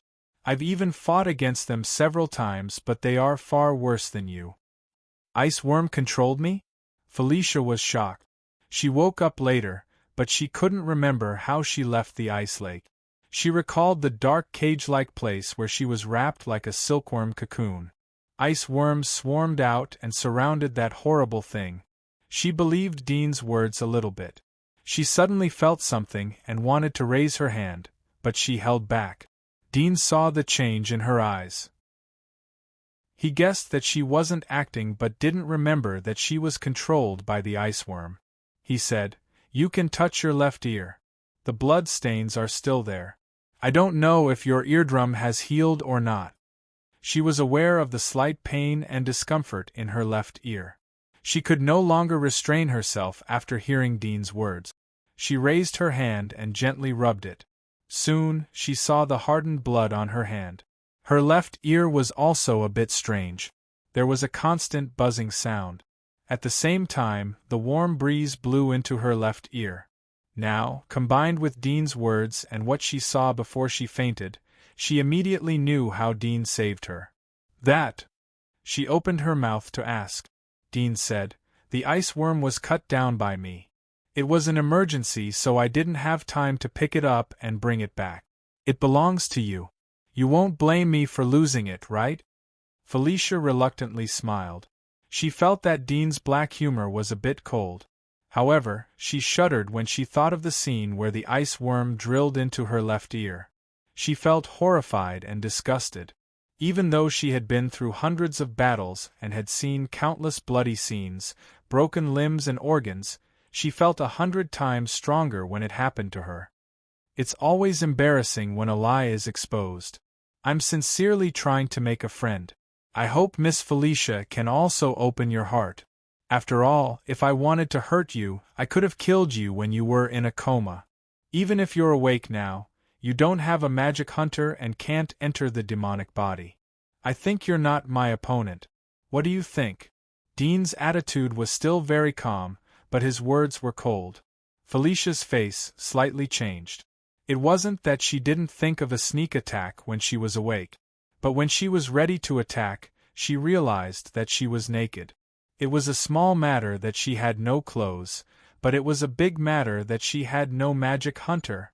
Her strength would be greatly reduced if she couldn't enter the demonic body.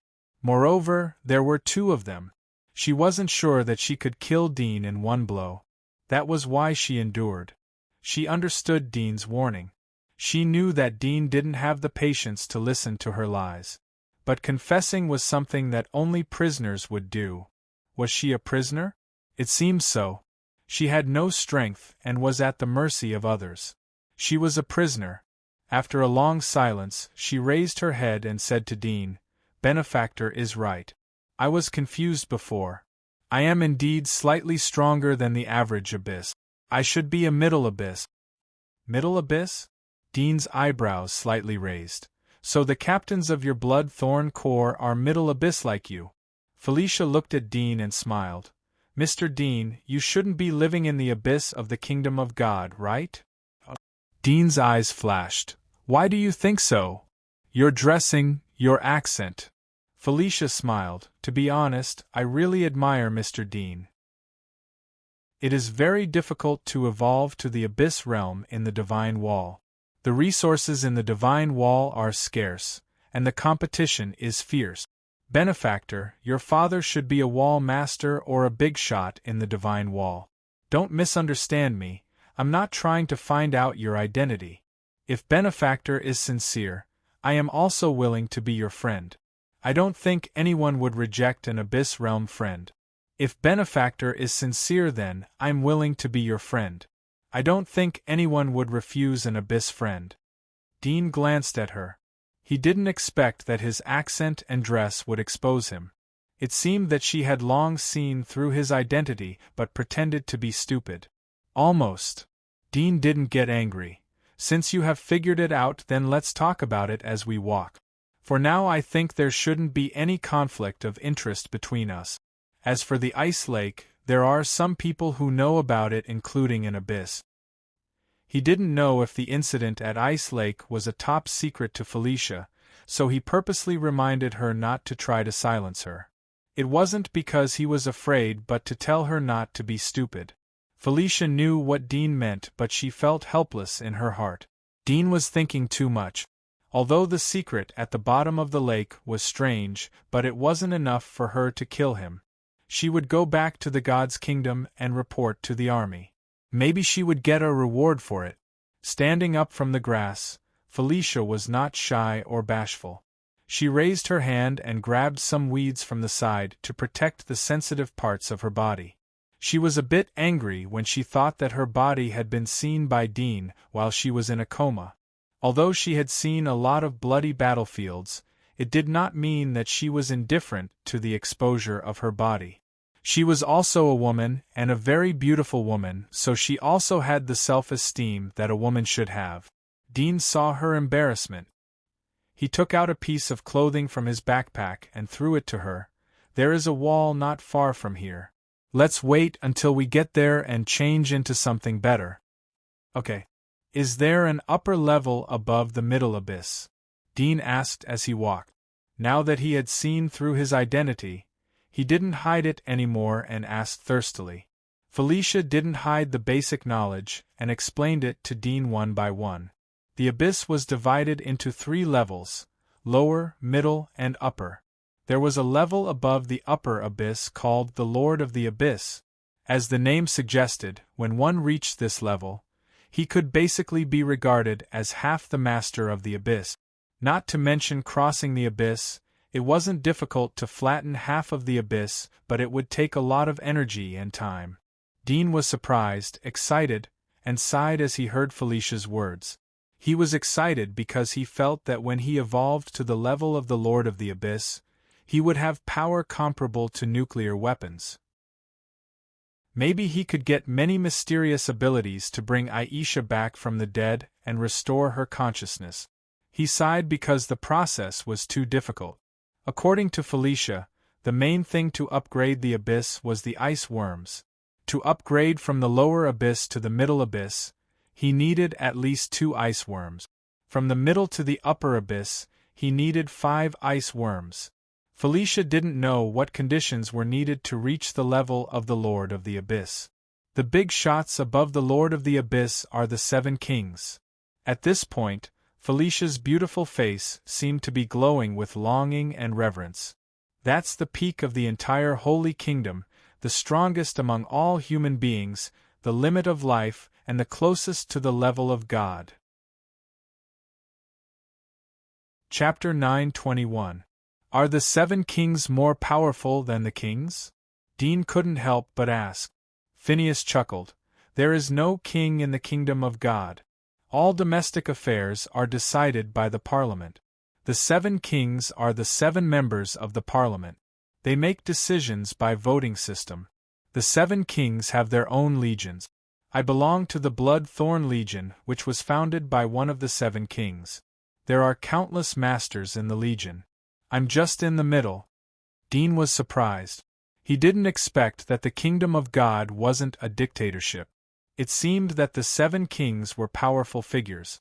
No wonder Phineas respected them so much. Such power was enough to flatten any giant wall.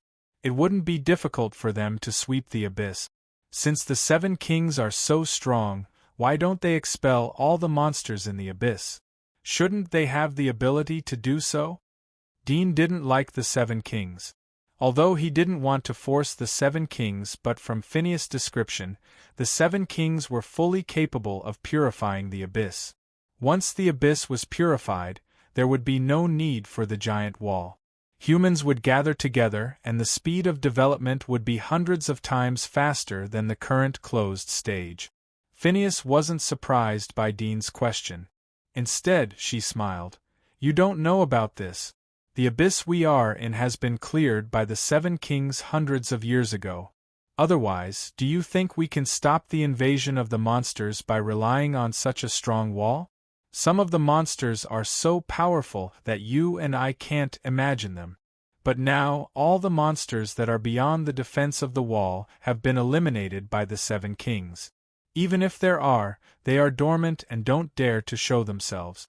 Otherwise, they will become the prey of the 7 kings. Dean was startled. How could the abyss be purified? He was puzzled. Since the super monsters have been eliminated, why are there still the monsters of the abyss? Isn't it just a matter of convenience for them? Felicia looked at Dudian. This has nothing to do with the 7 kings. Look at the surroundings of the wall. The residents of the wall have cleared the area, but there are still small monsters. The land is boiling with demonic energy. As long as the demonic energy isn't removed, then, no matter how many monsters are killed, they will breed again. In the end, the demonic energy is the root of all evil. The demonic energy can't be cut unless the land is completely destroyed and rebuilt. But it's impractical. No one can do this unless they are gods. Dudian was startled but soon understood what she meant. She was referring to the nuclear radiation. Indeed, it was unrealistic to rely on the power of the Seven Kings to erase the effects of the nuclear radiation. Even in the old era, it was impossible to remove the nuclear radiation from a piece of land. Moreover, the area of the nuclear radiation was so wide that it covered the whole world. No matter how strong the Seven Kings were, it was just the power of their bodies. Dean still felt that the power of science and technology was the ultimate master even in today's world where the power of life was exaggerated. Technology was equivalent to moving 1,000 pounds with little effort. How much could you move if you had the power of 1,000 pounds? Even so, it shouldn't be difficult to expel the high-level monsters from the abyss by relying on the power of the Seven Kings and their legions. Once a year or once every 10 years, the growth of the monsters will be curbed and their power will be limited. In the long run, the monsters will sooner or later become our pets. Perhaps they will become endangered and protected monsters, Dean said. Felicia was stunned, and then she burst into laughter. Endangered and protected monsters? But you're right. If we use all the power of the Divine Kingdom and sweep the area every few years, we can indeed stop the growth of these monsters. After all, it takes time for the Devil Chi to nurture the monsters. By then, we might really be able to turn these ferocious monsters into pets for every household. But, she shook her head, the kingdom of God is the enemy of the kingdom of God. The border is in chaos all year round. The Seven Kings have been guarding it all year round. They can't spare any energy to clean up the abyss. It's enough to maintain the current balance here. As long as we don't leave the wall, there won't be any danger. Dean was stunned for a moment, but his eyes flashed. War at the border?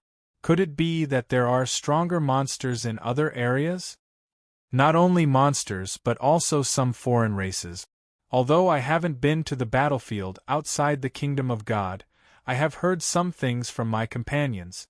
The most troublesome one should be the giant monsters in the south of the kingdom of God. They invade the border all year round. The giant monsters are fierce in nature and have huge physique. They are born with strong brute force and destructive power. I heard that an adult giant monster is comparable to the middle level of the abyss. The stronger ones can even fight with the upper level of the abyss. Moreover, they have strong endurance. They live outside the kingdom of God, so they have strong resistance in all aspects. They can only rely on real swords and spears. Poison, flames, and other means have little effect. Phineas' beautiful face revealed a bit of worry. She was born in the kingdom of God, so she was exposed to all kinds of stories about the foreign races. As she grew up, she became stronger and got a higher position. The more people she came into contact with, the more she heard. She had even seen the giant monsters' corpses that were transported back to the kingdom from the battlefield outside the kingdom of God. She could never forget the huge size of the giant monsters. Dean was confused by Felicia's words. The foreign races? The giant monsters? Was this the enemy that the kingdom of God was facing? Dean was worried when he heard about the existence of the Seven Kings. The power of the Seven Kings was enough to pacify the abyss. If there were no monsters in the abyss, then there would be internal trouble. But now it seemed that the kingdom of God was not at the point where it could sit back and relax. There were the foreign races that Phineas mentioned. From the woman's expression, it was obvious that she was not lying. She was worried from the bottom of her heart. This showed that the strength of the foreign races was beyond his imagination. But what were the foreign races? Were they monsters? Or were they the aliens that had invaded the Earth? Or was it something else? Dean suddenly felt confused. The picture of the world that he had believed in was suddenly torn apart. It was not just a crack, but the whole picture was torn apart. According to the picture of the world that Phineas described, the abyss outside the giant wall seemed to be the wilderness of the kingdom of God. The real terrible area was the isolated land outside the border of the kingdom of God. There were powerful foreign races living in that isolated land. Phineas looked at Dean's changing expression. She smiled and didn't say anything. She knew that Dean needed some time to digest these things. She had been in contact with other residents of the giant wall, but they were only at the dominator level. They didn't have the power to cross the abyss and go to the kingdom of God alone. Therefore, their cognition was limited to the level shown by the giant wall. It was like a frog at the bottom of a well. Once it jumped ashore, it saw that the world was more than 10 times bigger than the narrow well. She didn't know what the frog was thinking at that moment. But she knew that people like Dean who hadn't left the giant wall would feel fear, confusion, and even disbelief after hearing these words. She could only give Dean time to digest and accept it. The two walked side by side in silence for a long time. Aisha also silently walked behind Dean. Dean woke up when a jungle lizard suddenly jumped out. He saw Phineas kick the nearly 6-meter-long jungle lizard 20 or 30 meters away. Its skull was broken and it died on the spot. Dean looked at her and saw a beautiful smile. Dean didn't say anything. The jungle lizard that suddenly jumped out was just a small monster. He didn't even need to thank her. He slowly sorted out the previously interrupted thoughts and said, "Are the foreign races monsters or other humans?" Phineas looked at him in surprise. She didn't expect Dean to be so calm. She thought that Dean would suspect that she was lying when she saw Dean's blank and shocked expression. She didn't expect that Dean not only accepted the fact but also considered the direction that she hadn't considered. Humans? She had never thought that the foreign races were related to humans. But when she heard Dean's words, her heart was moved. But soon she was dispelled by the troll corpses that she saw on the street when she was a child. They were by no means human beings. They had nothing to do with humans. They should be a group of intelligent monsters. Phineas considered her words and said, "It has nothing to do with humans. I said that the 7 kings are the strongest people. No one can be stronger than them. If there is, then they are gods. Don't emphasize the strength of the 7 kings to me. I'm not a member of your legion." Dean shook his head. Looking at Felicia's attitude, it was obvious that her worship of the 7 kings was deep-rooted. He asked a few more questions.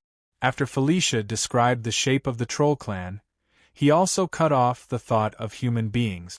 However, the inexplicable restlessness in his heart didn't settle down. Were the humans in the kingdom of God the last survivors of the world? Would there be similar existences like the kingdom of God in the American continent and the central plains of China? He kept this idea in his heart. He asked Phineas more about the foreign races. Phineas didn't know much. She only told Dean about the names of the foreign races that she had heard. The names of the foreign races had even been woven into fairy tales by the fairy tale writers in the kingdom of God.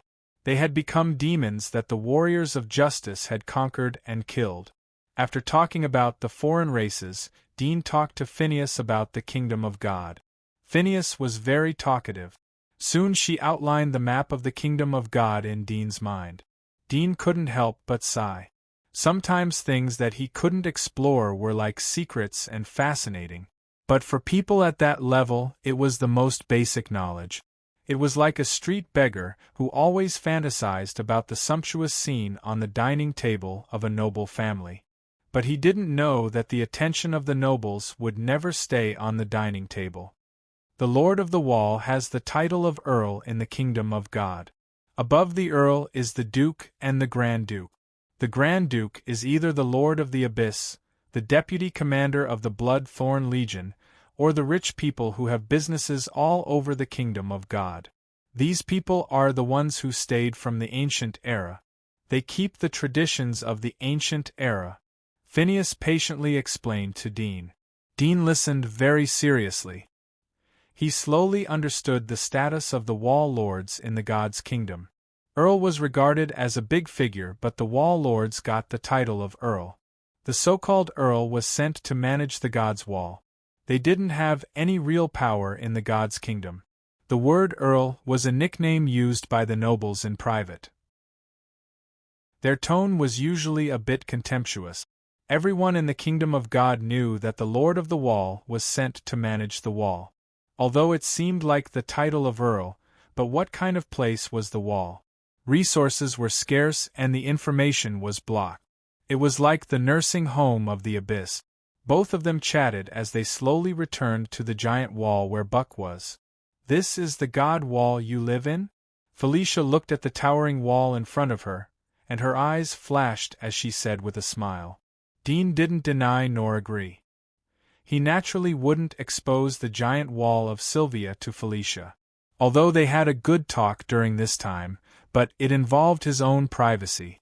Although Felicia's words opened a new worldview for Dean and helped him a lot, but he felt that it wouldn't take much effort to find out these things when he went to the kingdom of God. Now it was just a little bit earlier. Phineas didn't say much about the secrets.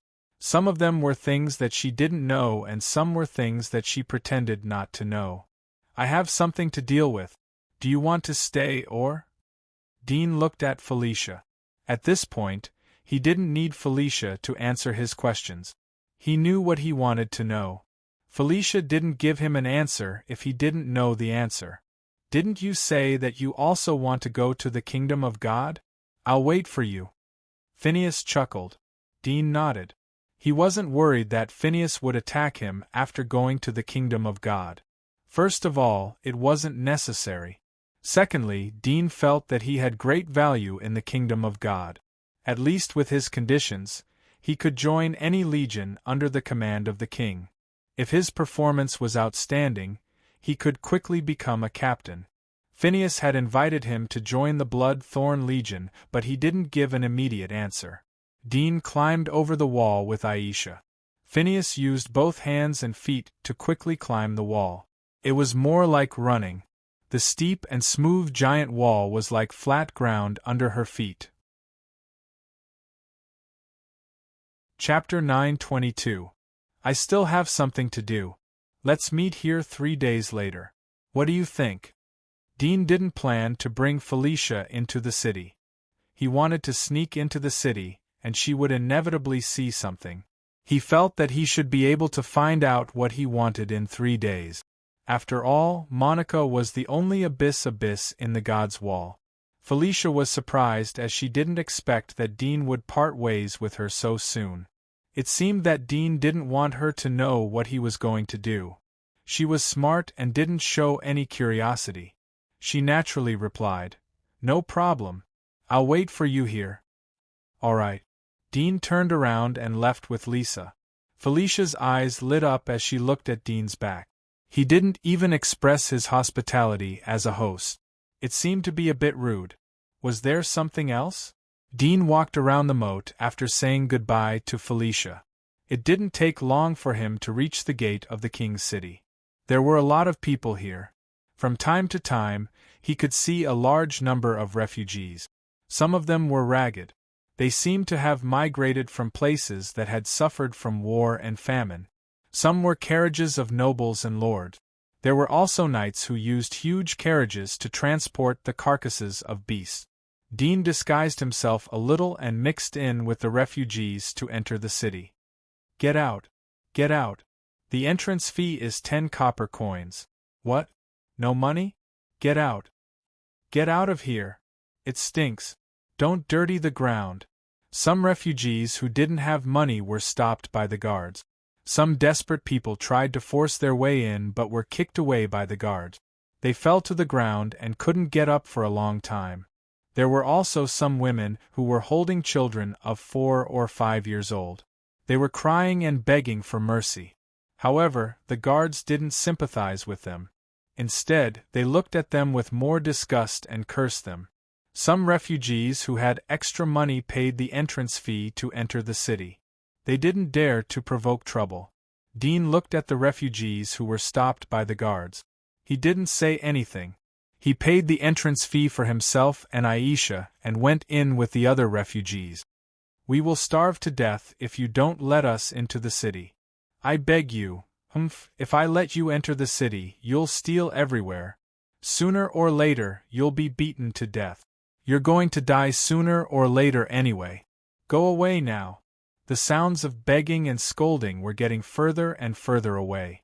Dean walked for a long time in the shadow of the wall. Finally, he came to the street of the king's city. The sun was shining brightly and the street was full of vitality and noise. Dean looked around when he entered the city. He didn't see any wanted posters or other notices. The reason why he disguised himself was because he was worried that Monica would put him on the wanted list of the entire city. If he entered the city, it would inevitably attract Monica's attention. Although he wasn't afraid of her fighting ability, but if she returned early, she would have enough time to lay a trap to deal with him. Because of this, he did not even look for the noble lord from before, as he was worried that Monica had planted a spy by his side. Let's inquire about her first. If she didn't come back and died outside the giant wall, then it would save a lot of trouble. Dean wandered along the street towards the central area of the city. Dean's powerful hearing allowed him to hear all the conversations around him. Moreover, his brain could automatically process and distinguish the direction of the voices and who was talking. It wasn't just a mess of noises. Dean didn't reach the central area of the king's city. He heard the news about Monica coming from a pub. It seemed that a few thugs who worked for the nobles were talking about Baker. According to them, Baker's whereabouts were unknown. Some people said that Baker had died outside the giant wall. Some people said that Baker had led Monica and other strong people outside the giant wall to hunt and hadn't returned yet. They talked about some strange actions in the king's city in recent days. For example, a head knight of the palace was removed from his position, a noble was promoted, and so on. Dean stopped and listened for a while. He soon got the answer. Monica had come back and seemed to have taken control of the major forces inside the giant wall. At present, the entire king's city seemed to be calm, but the undercurrent was surging. Dean found out that he had ignored one thing from the conversation between the thugs. That was the power and foundation left by Baker and Horny. These would become obstacles for Monica to rule the king's city. She wanted to guard against him and gather the power of King City to deal with him, but it was likely that she was powerless to do so. No wonder he didn't see a wanted notice at the city entrance. He thought that Monica didn't want to alert him, but now it seemed that she didn't have full control of the King's City army. Perhaps she didn't come back early, but just a little earlier than him. However, as the only abyss left in the King's City, it was beyond his expectation that Monica couldn't use force to rule the wall. Was there another abyss here? Or was there something she was worried about? After thinking for a moment, Dean gradually understood. Monica was different from him. He could use force to rule Sylvia, but that was because he never intended to stay in Sylvia. Sylvia wasn't his only home. He could abandon Sylvia at any time. But Monica couldn't. She was born and raised here. It was likely that she would have to stay in the God's Wall for the rest of her life. Once the messenger of the kingdom of God came to visit her, she wouldn't be able to run away. Although the abyss was strong, but it was like an ant in front of the kingdom of God. Barkle and Aristotle, who were the lords of the abyss and the Great Wall, only needed an edict from the divine kingdom, and they had to pay their respects to the Great Wall. Dean sighed as he thought of this. Although he didn't know if his guess was correct, but there was an 80% chance that it was the case. It was absolutely stupid for Monica to forcibly rule at this time.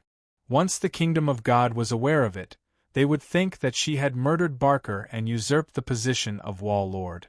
If she continued to act low-key and waited for the messenger of the kingdom of God to come and convey the news of Baker's death, then the kingdom of God would give her the position of the Lord of the Wall because she was the only abyss. As long as one's brain wasn't damaged, they would choose the second option. It was nothing more than a few more years of patience. Monica was in a dilemma. She wanted to endure, but she was worried that Dean wasn't dead and would come back to plunder the rare resources in the God's Wall. Dean shook his head and no longer cared about Monica. His goal was to explore the secrets of the temple. It was incredible for Dean that the temple could sell legendary soul worms at will. Even if there were 3 abyss in the God's Wall and they worked for the temple at the same time, they wouldn't be so extravagant that they could sell legendary soul worms at will. There must be some secret. That night Dean let Aisha stay in a hotel to rest. He sneaked into a large temple. At this time most of the temple staff were off work, and only a few people were on the night shift. Through X-ray vision and thermal vision, Dean saw that there were 7 or 8 masters hidden in the temple. There was also a master. Such power shocked him. So many masters were gathered in a temple. The strength of the temple was not inferior to any of the demon legion under Horony and others. If the temple had the abyss, it would be the most powerful force in the God's Wall. Thinking of this, Dean became more and more careful. Who could guarantee that Monica was the only abyss master here? He cautiously used all of his abilities to sneak into the inner palace.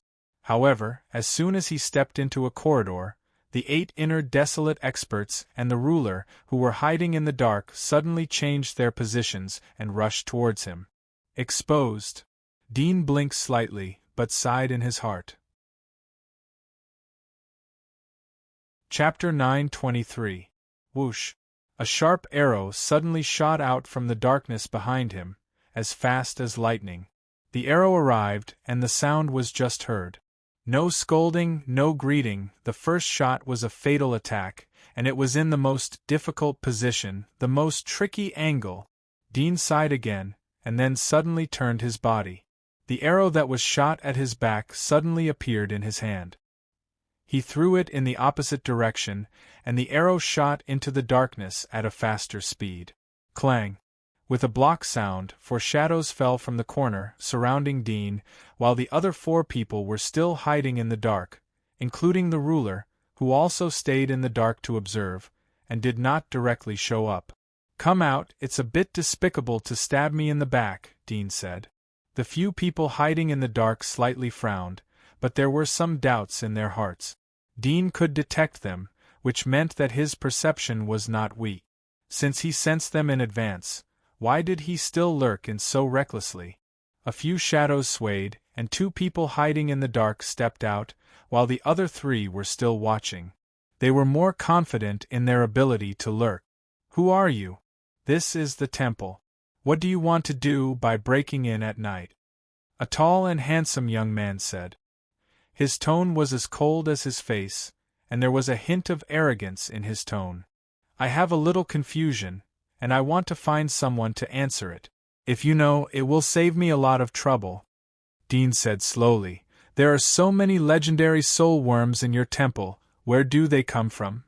"Humph, it turns out that you want to steal the legendary soul worms. You overestimate yourself."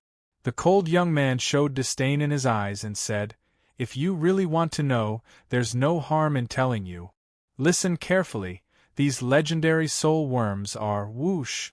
A woman behind Dean suddenly held a sword and attacked like lightning. The moment she pounced on Dean, her body had been deformed, like an upright cheetah, and her legs and knees were strangely bent, covered with hair. The sword in her hand melted, and her nails protruded, longer than the sword. When she moved, the wind sounded, she was already behind Dean, and her plump chest was almost attached to Dean's back.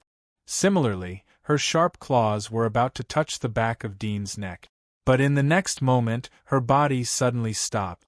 She stopped without any warning. Then, a sharp pain came from her chest, followed by pain from all over her body. Her arms, abdomen, thighs, throat, forehead, eyes. She opened her mouth slightly, and the scream of pain got stuck in her throat. After a while, her body fell straight down. When she fell, the bright moonlight shone on the ground, reflecting the shadow on Dean's back, which was full of dense protruding spikes. The spikes were like the back of a sharp blade. In fact, if Dean wanted to, he could make the spikes on his back richer and sharper than a hedgehog. Impatient people always interrupt others, but that's not good. Dean seemed to be talking to himself, but the faces of the people around him suddenly changed.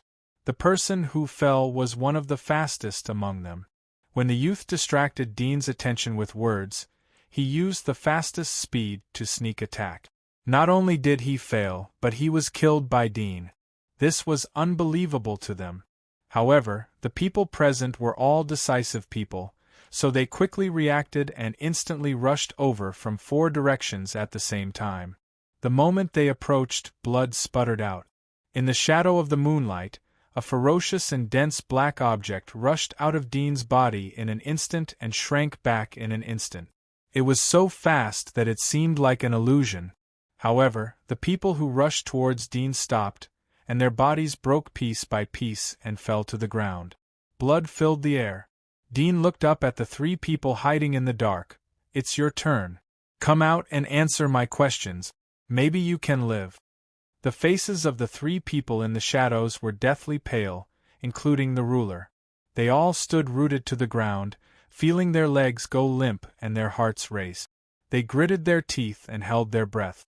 They wanted to turn around and run for their lives, but when they remembered that the woman who had ambushed them had been killed, their rationality restrained their impulses and they slowly walked out of the shadows. Dean was very satisfied with the 3 people. "I ask and you answer. The hope of survival is in your own hands. Don't let me know that you are lying." The 3 people trembled slightly and responded in a trembling voice. Dean immediately repeated the previous question. The 3 people looked at each other. The ruler in his early 40s hesitated and slowly said, "We don't know much about this. We only heard that the headquarters has divine power that can incubate a large number of legendary soul worms. As long as there is a legendary soul worm as an egg, many can be incubated. But the cost of incubation is very high, so the fee is relatively high." Incubation? Dean frowned slightly and looked at the 2 people next to him. It seemed that they were not lying. "Can parasitic soul worms lay eggs? How come I don't know about this? According to what you said, you can incubate a large number of the same kind of legendary soul worm and create a large number of deified legendary soul worms?" The ruler's face turned pale, and he said with a bitter smile, "Yes, sir, I really didn't lie to you. But incubating a large number of soul worms to create deified soul worms is not feasible. Sir may not know, but these hatched legendary soul worms can't be deified. It is said that there is a lot of side effects. Relying on these hatched second-generation legendary soul worms can't become an abyss walker. Reaching my level is already the limit. Can't be deified." Dean raised his eyebrows, but he was even more puzzled. He asked a few more questions, but the ruler's face was full of bitterness. He couldn't say the reason. The 2 inner desolate masters next to him were also nervous, and they couldn't hide the fear in their eyes. Dean guessed that they should not be lying. After thinking about it, he let the 3 people lead the way. He was ready to observe the temple personally, and let the 3 people take the legendary soul worms. He wanted to verify it personally.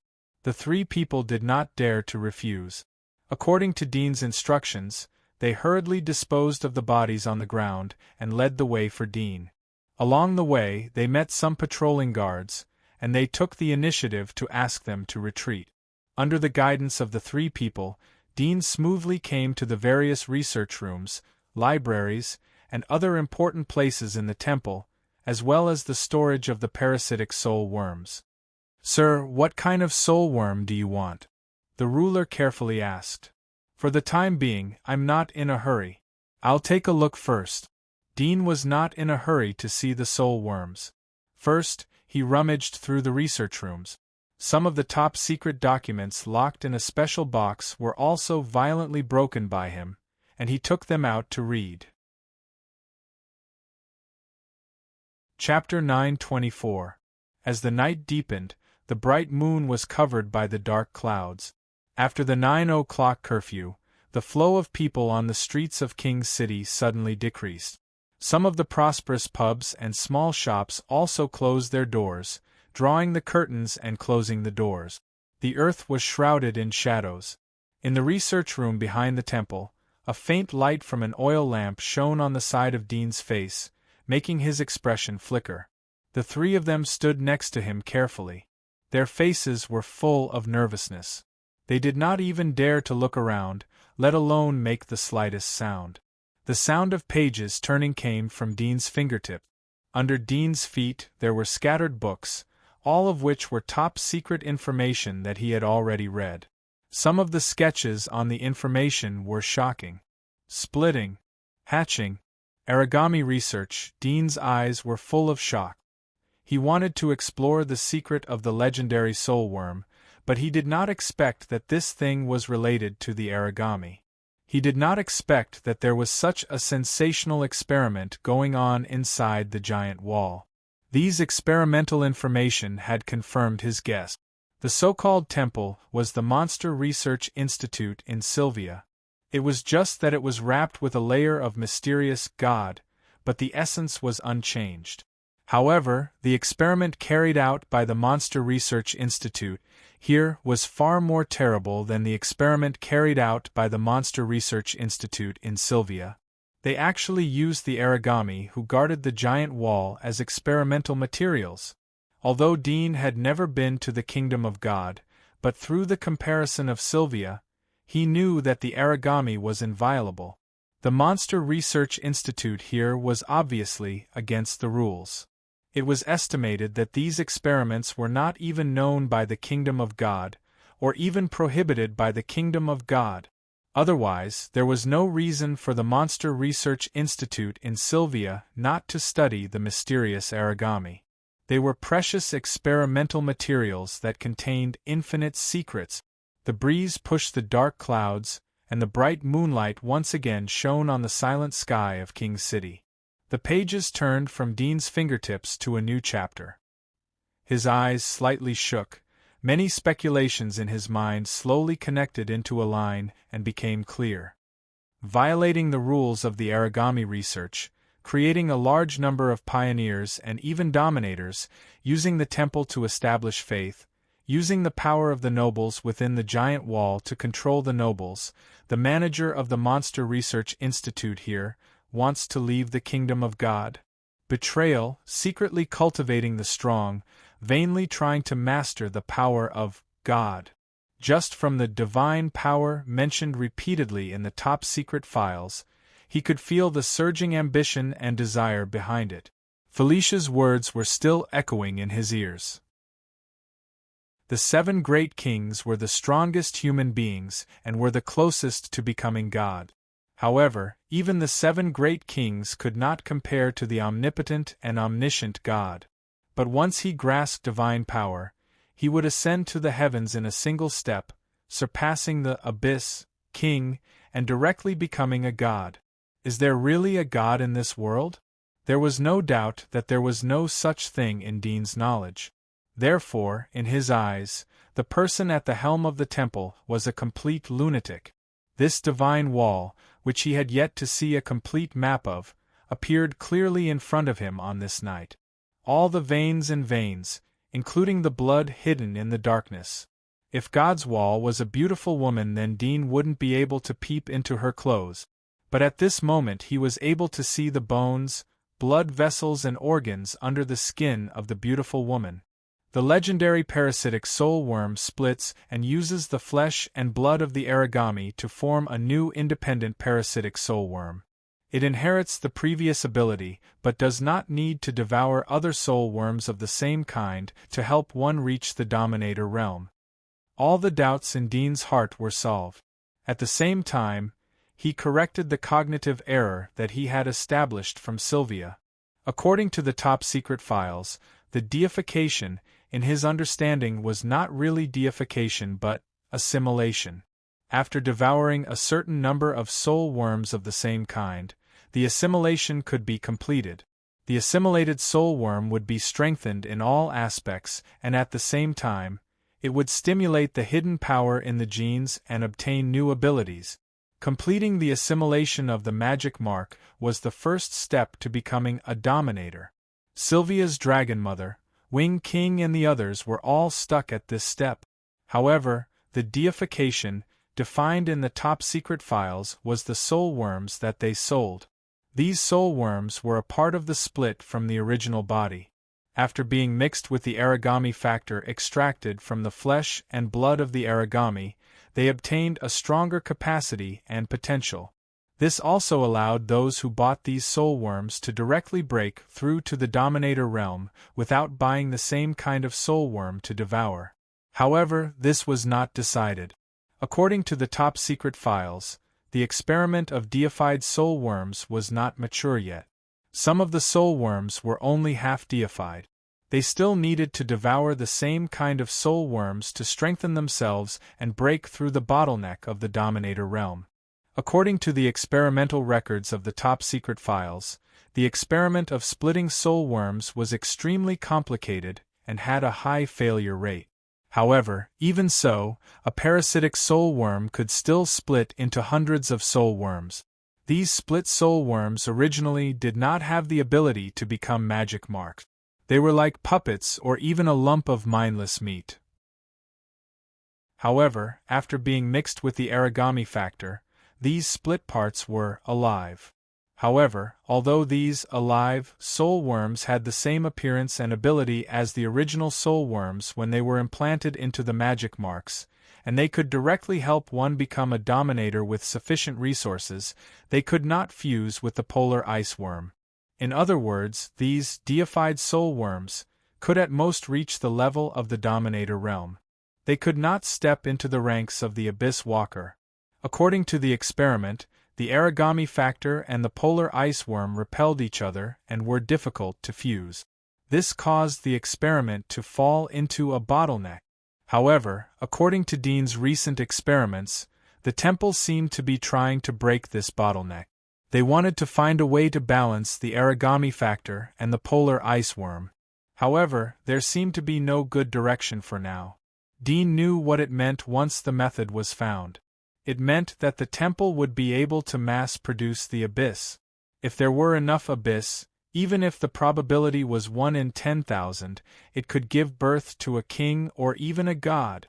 This might be the ambition of the temple. Clap. Dean closed the file and looked up at the ceiling. He slowly closed his eyes. After a long time, he slowly opened them and sighed in his heart. He said to himself, "It's really technology changes life." The corner of his mouth twitched. The poor relied on mutation and the rich relied on technology. It was really true. If the experiment was completed, the temple would take a leap to the peak of the kingdom of God. Even if the temple could not create a large number of abyss at present, any middle abyss could flatten this place. However, as long as the experiment made a breakthrough, it would be like a carp turning into a dragon.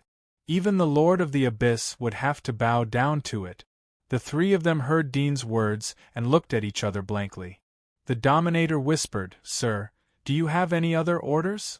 Dean glanced at him. This glance made the three of them have goosebumps all over their bodies. Dean quickly looked away and pondered for a moment. He said, "Tell me about the defense and location of the temple's headquarters." Although the harvest from the temple was plentiful, there were still many fragments of top-secret information. Especially the research on origami mentioned, which made him very interested. Through the experiment of the deified soul worm, he thought about the changes in his body. He also had the flesh and blood of origami in his body. Although he did not rely on the special machine in the temple to inject it into his body, it still existed alive. Moreover, it did not seem to have any resonance with his right arm. Fortunately, there was no conflict with the polar ice worm. He didn't know whether his situation was also a kind of deification. If so, his magic marks should be assimilation and deification at the same time, right? But thinking about the danger of the flesh and blood of origami, he would rather not have the power of deification. He had to get rid of it and destroy it from his body. Hearing Dean's words, the three of them suddenly froze. Their faces were full of cold sweat. Tell him the location of the headquarters? And the defensive power? This was the rhythm of preparing to attack the headquarters. If Dean wanted to sneak into the headquarters, how could he let them live in order to prevent them from snitching? The Dominator was in a dilemma. His body was secretly accumulating power. He was ready to fight to the death. Dean glanced at the three of them and said, "What? Are you worried that I will kill you? Yes, I did have such a plan. But now I have changed my mind. The three of them, who were extremely nervous, suddenly relaxed and looked at Dean blankly. Dean raised a finger. I will kill 2 of you and leave 1 alive. Although it is a bit risky for me, but I think the one who stays should know the consequences if he goes to the headquarters to snitch. Moreover, you have survived such a big thing. The headquarters may not believe you even if you report to the headquarters. So I will leave the smart one alive. Well, let's see who answers the fastest.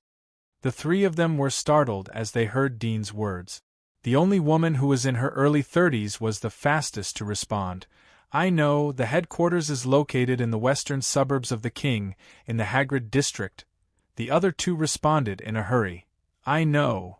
If Dean had given them time, then they would have kept their mouths shut. Perhaps they could save their lives. But Dean didn't give them time to think. Especially when the long-haired woman took the lead to speak. They didn't think about anything else. They just wanted Dean to choose them. At this moment, what they revealed was not their humanity. Humanity was not that cheap. They merely displayed the desire to live that any living creature possessed. Their companions who were defending the temple with them had become enemies, or even enemies, who had taken away their only chance to live.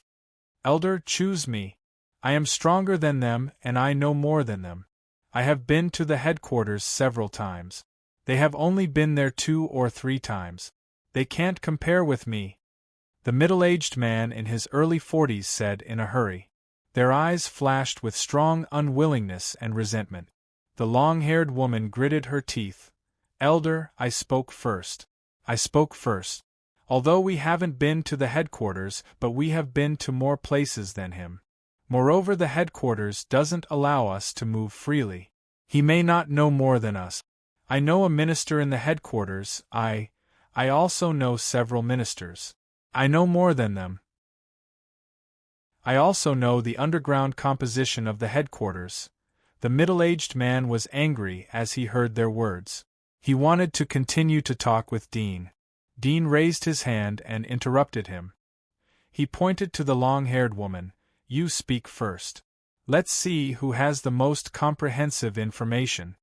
The long-haired woman heaved a sigh of relief and hurriedly spilled out everything she knew. 10 minutes later, Dean asked, after listening to the statements of the 3, Is there anyone who has anything to add? He looked at the 3 of them. The meaning was obvious. The 3 of them were stiff. They slightly opened their mouths but had nothing to say. Dean sighed. Then you can go on your way with peace of mind. The eyes of the 3 of them widened. The middle-aged man angrily said, Didn't you say, Puff? A dark shadow flashed past, and a head flew into the air. The long-haired woman and the middle-aged man with a scar turned and ran away. But 2 sharp blades shot out from Dean's back and penetrated his chest. 3 bodies fell to the ground in the blink of an eye. It's naive. There are no outsiders here. Who will know if I go back on my words? Dean gently shook his head and stepped over the bodies of the 3 people. It was obviously unwise for him to take risks for the sake of promises. Promises were lies, and the value of lies was to create value for oneself, not to bring risk. This was his understanding along the way. He would only keep his promise to one person and engrave it in his mind. After leaving the temple, Dean looked at the night sky. It was only early in the morning. There were still 4 or 5 hours before dawn. It was enough for him to explore the temple headquarters. Speaking of which, Baker should know something about the temple. They are jackals of the same lair. They cover up for each other. The temple has brought too many pioneers to the God's Wall. Even Horny and Monica, the 2 abysses, were born. The families behind them should know the secret of the deified soul worm. So they didn't use the deified soul worm to breed them. Instead, they bred complete soul worms from the beginning. Dean's figure quickly swept through the street and headed for the temple headquarters. As for how long it would take for the matter of this branch to be exposed and how long it would take for it to reach the headquarters, he was too lazy to think about it. Although the temple had given him a big surprise, According to the top-secret information, the temple did not have the ability to create the abysses. Even if they had a trump card, it would most likely be one or two abysses. If there was only one, he didn't care. If there were two, it would just be a little tricky. Besides, he didn't think there would be two. After all, Baker dared to leave the God's Wall because he was guarding against the temple's rebellion. Whoosh! Dean ran as fast as lightning. The guards patrolling the streets of King's City were useless to him. Combined with the information from the three, Dean quickly found the temple headquarters in the western suburbs and sneaked in through the side fence. Chapter 925. As usual, prayers were ineffective. When Dean sneaked into the third laboratory of the headquarters, more than a dozen figures appeared around him and surrounded him. All of them were pioneer-level masters. There were also two dominators with strong heat sources watching coldly in the dark. "Who are you?"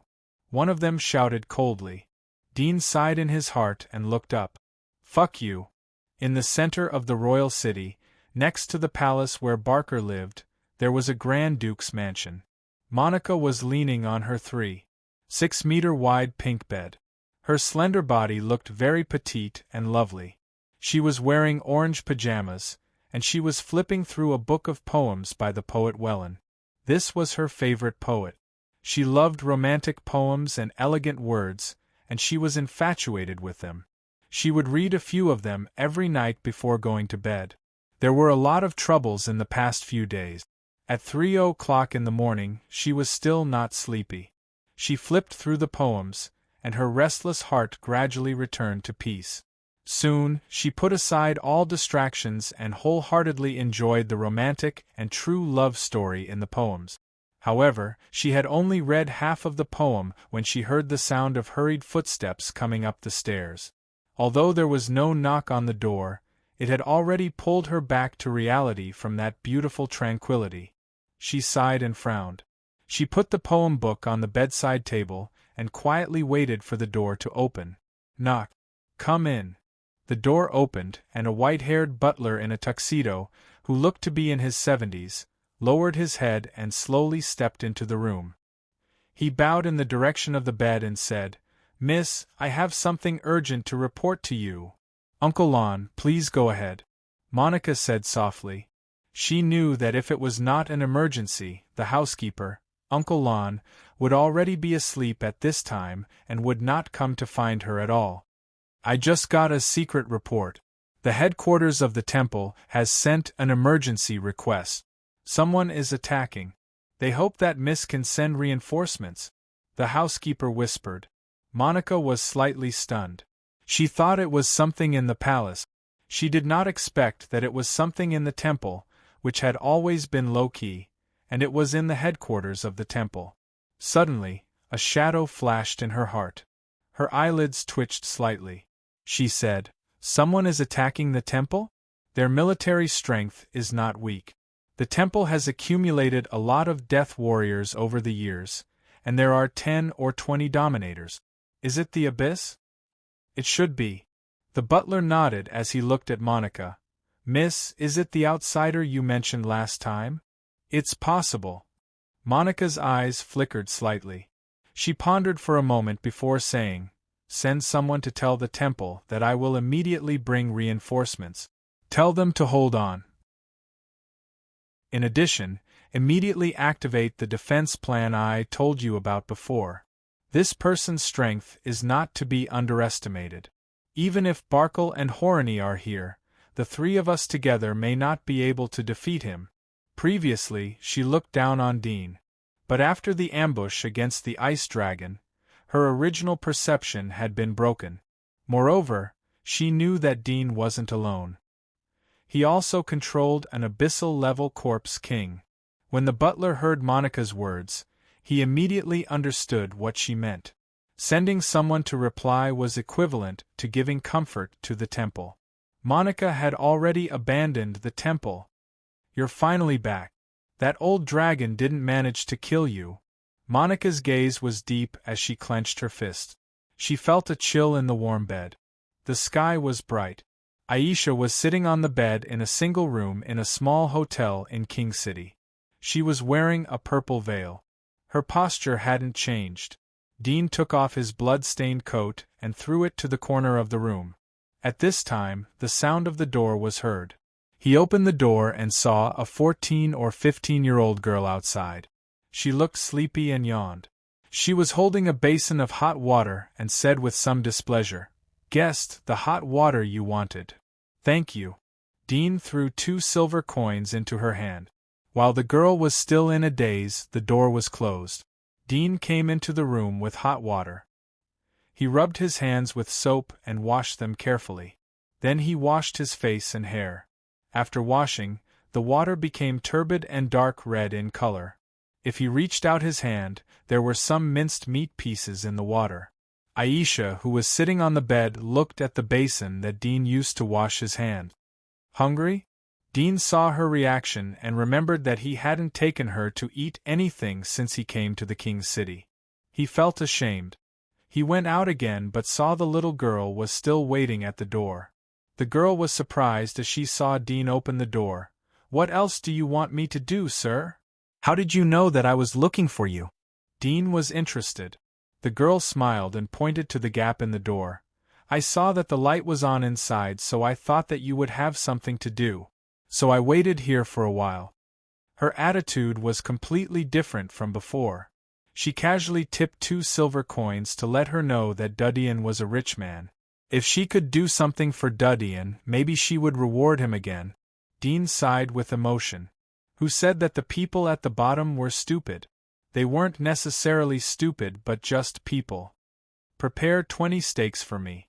Pour this basin of water into the gutter behind the kitchen. Then bring me a basin of hot water," Dean said. The girl was stunned. 20 steaks? What kind of appetite was this? She was once again shocked by Dean's wealth and quickly responded. She took the basin of water from Dean's hand and left. Dean also closed the door and went back to the room. He wasn't worried that the little girl would see the blood in the basin. The sky was slightly bright. The oil lamps in the passage were all extinguished in order to save energy. The light inside was dim, so the color of the water could not be seen. Soon, the steaks and hot water were delivered. Dean didn't let the little girl enter the door. He took the things and went back to the room. He threw her 2 silver coins as a reward for her intelligence. Dean fed 10 steaks to Aisha. He saw that her lower abdomen was bulging and her stomach was full, so he stopped. He picked up the remaining 10 steaks and ate them himself. He had consumed a lot of stamina in this night's continuous battles, so he needed to replenish it in time.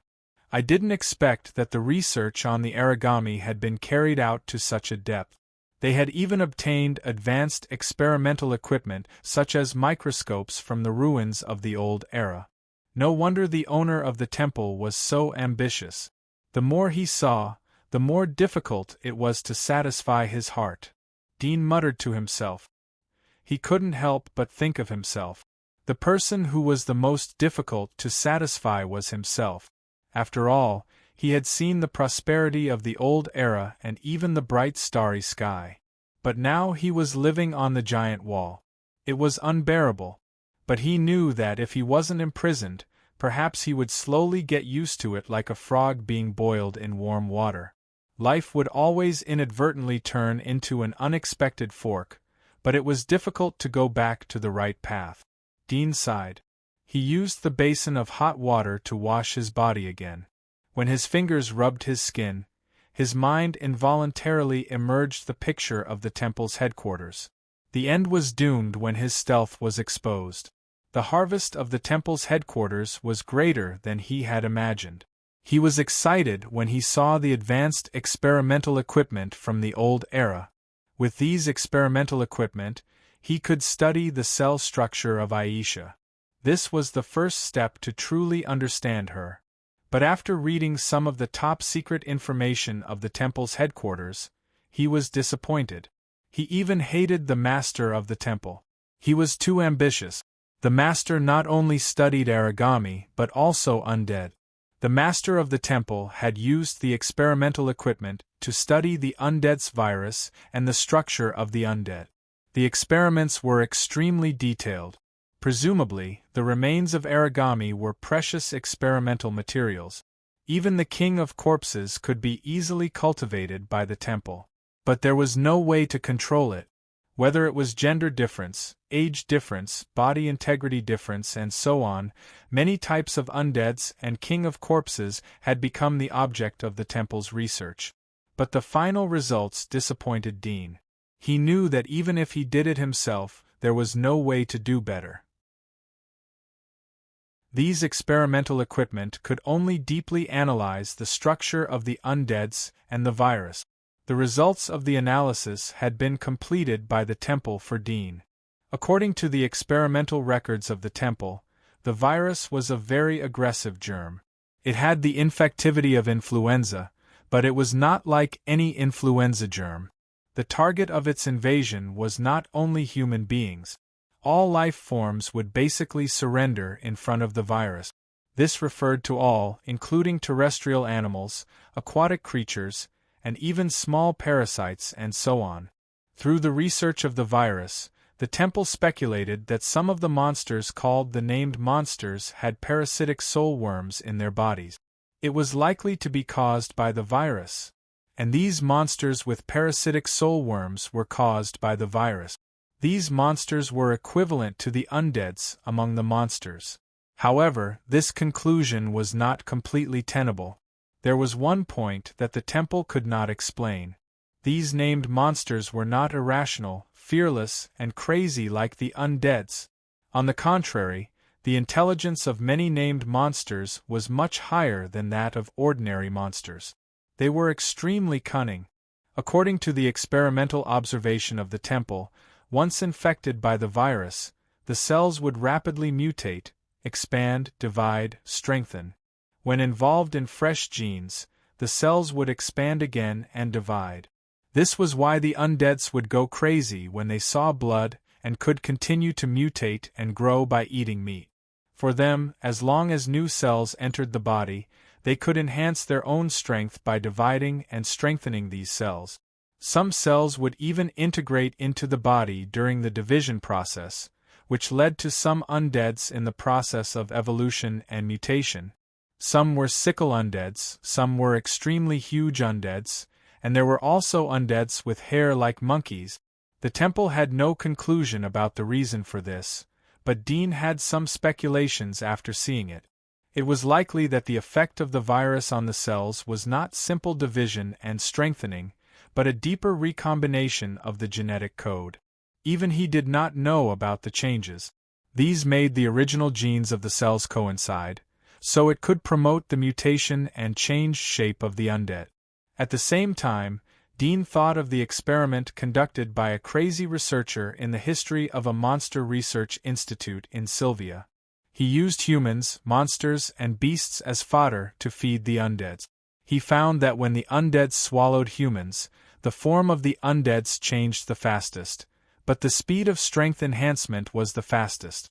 When the undeads swallowed monsters, the speed of strength enhancement was faster, and at the same time, the form of the undeads would rapidly change. Relatively speaking, the effect of swallowing beasts was the weakest. Combined with this experiment, Dean had a deeper understanding of the undeads. But this was still not what he wanted. He wanted to see how to remove the virus, how to restore the genes, and restore Aisha's consciousness. He didn't even know whether the memory of the past was still in her mind. He didn't dare to think about it, just like he didn't want to touch the thing he was most afraid of.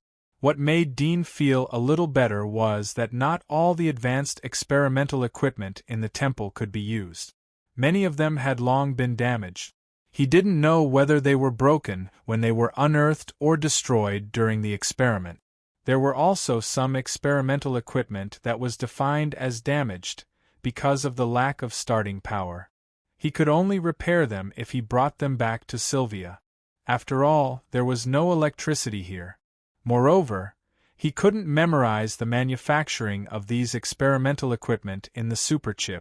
He had to follow the knowledge on the chip. And the super chip was in Sylvia, hidden in a secret place that only he knew. He didn't intend to bring these experimental equipment back to Sylvia. First, these equipment could at most let him understand the structure of the undeads and the structure of the virus. It couldn't solve the root cause of Aisha's situation. It was like giving a pair of clearer eyes to see where the wound was. But the surgical knife and the medicine to suture the wound couldn't be made by these experimental equipment. So he would rather not look at it. He didn't want to see things that made him more desperate. He didn't want to see the last hope shattered. He didn't want to carry despair to find a solution that he didn't believe in. After all, even if he had all the high-tech equipment from the old era, he had no hope to restore Aisha. This involved a level that even the top medical and biological science of the old era couldn't achieve. Only a breakthrough in science and technology, for example, cracking the technology of the spacecraft with the ice worm in the ice lake, might have hope. After all, it was alien technology. It proved that it was more advanced than the Earth in some aspects. He believed that the technology of these alien spaceships, or even the decrypted technology, definitely existed in the Divine Kingdom. He was even more convinced after learning about the Seven Kings and the Lord of the Deep Caves from Felicia. How could there not be a few alien spaceships in a place where so many experts gathered? Maybe the Kingdom of God had started this research as early as hundreds of years ago. Chapter 926. In addition to the virus, the temple's research on the origami also gave Dean a lot of harvest. The origami factor contained rich energy. It could heal dying people in a short period of time. It could also be used on plants. It could revive withered flowers and willows. Even plants could thrive. If a small amount was added to the human body, it could prolong a person's life. For example, the Divine Temple experimented on a dying old man. Not long after, the old man went from bedridden to walking, and he could even carry out simple soldier training. His physique was better than that of an ordinary man in the prime of his life, and he lived for more than 20 years before aging again. However, after the second injection of the origami factor, the old man stood up once more. However, in less than 2 years, his condition deteriorated again, and the effect was far inferior to the first injection. Even so, this was still a medical miracle. There was no doubt that the origami factor would greatly change the entire human world if it was used in medicine. It would also become the darling of the nobles and the rich. This was the value of the origami factor. For a strong person like Dean, the origami factor was far more valuable than the achievements in medicine. The temple found that the origami factor could stimulate the magic marks and stimulate the potential of the magic mark. There was a chance to give birth to new abilities. Under normal circumstances, the magic marks would be further strengthened when the human body evolves and transforms. It would further integrate with the human body and add more abilities. However, the origami factor could make the magic marks evolve without any changes in the body. This was a priceless treasure for any hunter. This method was called divine sense. Although the divine sense was precious and rare, but the risk was relatively high. The temple had experimented with this method successfully, but there were more cases of failure. 50 years ago, the success rate was less than 20%. Now it was improved a lot, but the success rate was still only 70%. It seemed that the chance was relatively high, but even 90% success rate would be terrifying if the chance was to gamble with one's life. In addition to the divine sense function, it could also be attached to the demon hunter tool. After the demon hunter tool was activated, the origami factor in the demon hunter tool would strengthen the demon hunter tool. The success rate of this experiment was relatively high, and the risk was not high. If it failed, it could be replaced with another demon hunter tool. However, for most of the warriors who were short of money, it was also a risk. This method was called deification of the magic tool. The deification of the magic tool didn't limit the growth of the soldiers. It didn't conflict with the ice worm. Most of the soldiers chose this method. At first, Dean thought that his situation should belong to the former divine sense. However, after a detailed comparison of the experiment, he found that it was not the case. The divine sense only used a very small amount of origami factor to complete the divine sense experiment. The origami factor extracted from a piece of origami the size of a fingernail was enough to complete the divine sense experiment of hundreds of soldiers. The origami's flesh in Dean's body was much bigger than the size of a fingernail. Moreover, it was not injected into the body but directly swallowed into the stomach and intestines. His situation was not an isolated case. The ambitious Pantheon had also conducted experiments on consuming the flesh and blood of the origami. The subjects of the experiments included monsters, beasts, and other types of creatures. Some of them died after taking the origami's flesh. Some of them had a mutation and turned into a monster. Although their body didn't change, they awakened super high intelligence and almost escaped from prison. There were all kinds of situations, but none of them were like Dean. He didn't awaken extremely high intelligence, nor did his body mutate.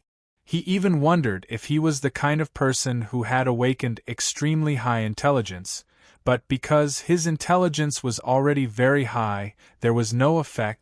Soon he rejected this narcissistic idea. He felt that he was slightly smarter than the average person, but compared with the real wise person, he was far behind. He understood human nature. The wise man understood the mysteries of the universe. There were countless great scientists that were born in the history. Any one of them could kill his intelligence in seconds. Speaking of which, he could not help but thank his right arm. Back then, his right arm had been frozen by a freak combination of factors. That was how he managed to survive the ordeal. Before this, he did not know what would happen if the origami's flesh and blood entered his brain. However, after reading the experiment records of the Temple of Light, he knew what would happen. It was very likely that he would awaken super intelligence. However, rather than saying that it was an awakening, it would be more accurate to say that his original thoughts were being consumed. Just like those humans, demons, and beasts who had awakened their intelligence, all of them showed a change in thinking that they had never experienced before.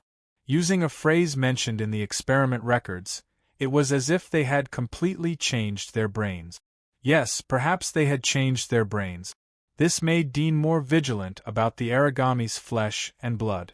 Although it was silent now, he didn't dare to relax his vigilance. This thing, it was very likely to contain thinking. He could see one or two things from its previous attack. Every piece of the origami's flesh and blood contains independent thinking. If this is 100% true and not just speculation, then what is the origami? Dean thought about the perfect face and ugly body of the origami. He secretly sighed in his heart. These things were probably the most terrible things on Earth. It wasn't easy for humans to survive after the disaster. But they were living together with such things and were even sheltered by them. He shuddered at the thought of it. The sky was completely bright. Dean left the blood-stained clothes in the room and put on a new set of cotton clothes. He went out of the hotel with Aisha and paid for the room. Then he went out and hired a carriage. They went straight out of the king's city. The carriage drove along the road. There were shops, pubs, and people gathered on the roadside or in the square. Dean soon heard some of the discussions about the temple. It seemed that the news of him breaking into a branch of the temple and slaughtering half of the headquarters had spread. The status of the temple in the giant wall was supreme. It was comparable to the royal power. Overnight, such a big thing happened. At this time, the temple was already under pressure. It was estimated that they didn't have time to pay attention to the news. Most of the conversations were about the temple. However, the people were still the people. They only talked about the attack and so on. They didn't know the specific casualties. Obviously, there were some blockades in the scene. Dean estimated that Monica already knew about it. But he had done what he had to do. There was no point in staying. As for the experimental equipment and other things in the temple, he felt that sooner or later he would have the opportunity to come back to get them. Maybe he would get better equipment in the kingdom of God. But the premise was that he could get in touch with the core circle of the kingdom of God. The carriage drove out of the king's city. Dean handed the coachman 10 silver notes of the lowest denomination and turned away with Aisha. It didn't take long before he was ready to enter the outskirts where there were wild beasts. Suddenly he heard the sound of hooves coming from behind. He looked back and saw that the coachman was chasing after him. Dean waited for the carriage to stop in front of him, then he stopped. The coachman sat in the carriage and smiled at Dean. "Mister, do you want to go back and forth? I'll pick you up here." Dean suddenly thought of the little girl who was guarding outside his door. He shook his head. "No, you go back." The coachman was disappointed. "Mister, do you want to go forward? It's dangerous there. I'm familiar with the road. Do you want me to send you? Didn't you just send me outside the city gate? You must be joking. I was afraid to dirty the horse's hooves and wheels. Mister is so generous, so I should send you." Dean shook his head. "No need. You can go." The coachman's face slightly changed. He sighed. "Well, since Mister is so stubborn, then don't blame me." As soon as he finished speaking, the hand that he had been hiding on the other side suddenly flung out, and in it was a short dagger. Dean also sighed. At first, he thought that the coachman was the same as the little girl, trying to earn more money by being attentive. But later he realized that the coachman was not only greedy but also cruel. He seemed to have lost all interest. His eyes moved away from the coachman as if he didn't even see the dagger that was stabbing towards him. He turned around and led Aisha to continue moving forward. The horse neighed and raised its hooves as if it was frightened. Dean took Aisha further and further away. The coachman softly leaned against the carriage. His head rolled into his arms. Blood gushed out from the neck. Only the horse kept neighing and kicking its hooves. The coachman was concerned that this place was close to the city gate. But Dean didn't care.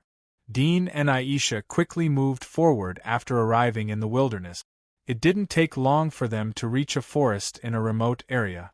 The leaves in the forest were lush, so the humidity was heavy and the sunlight was sparse. Poisonous snakes and beasts were entrenched in the forest. Brightly patterned snakes could be seen swimming on the trees. Dean came to a more open place, picked up a handful of small stones from the ground, and shot them out. Swishing sounds and the sound of leaves being penetrated echoed. One after another, poisonous snakes fell from the trees, grass, and entrenched bark, twitching powerlessly. In addition, there was an unknown black-haired beast that was 1/2 meter long in the grass. Dean found a stone and sat down after cleaning up the surrounding beasts and poisonous insects. He took out the ice worm that he had dug out from the head of the ice dragon from his backpack. Dean knew how to absorb the ice worm after Felicia's explanation combined with the information from the temple. "It's a pity that I didn't take away the one that was wrapped around Felicia's neck." Dean sighed in regret. If it wasn't for the urgent situation at that time, he would have been able to evolve into the middle abyss in one fell swoop. The gap between the middle abyss and the lower abyss was no different from the gap between the abyss and the Dominator. It could be seen from the fact that Felicia could catch up with him without using her demonic body. Dean started to absorb the ice worm according to the steps after taking it out. At noon, the sun was high in the sky, and the temperature in the woods had risen a bit. Dean was moving around in the dense forest. His figure jumped between the trees like a phantom, and the sound of the wind was heard, and the leaves were blown askew. After a while, Dean returned to his backpack. There was some doubt in his eyes. After absorbing the ice worm, he felt that his physical strength had increased by less than 1/5. The effect was much lower than he had expected. He thought that his strength would at least double.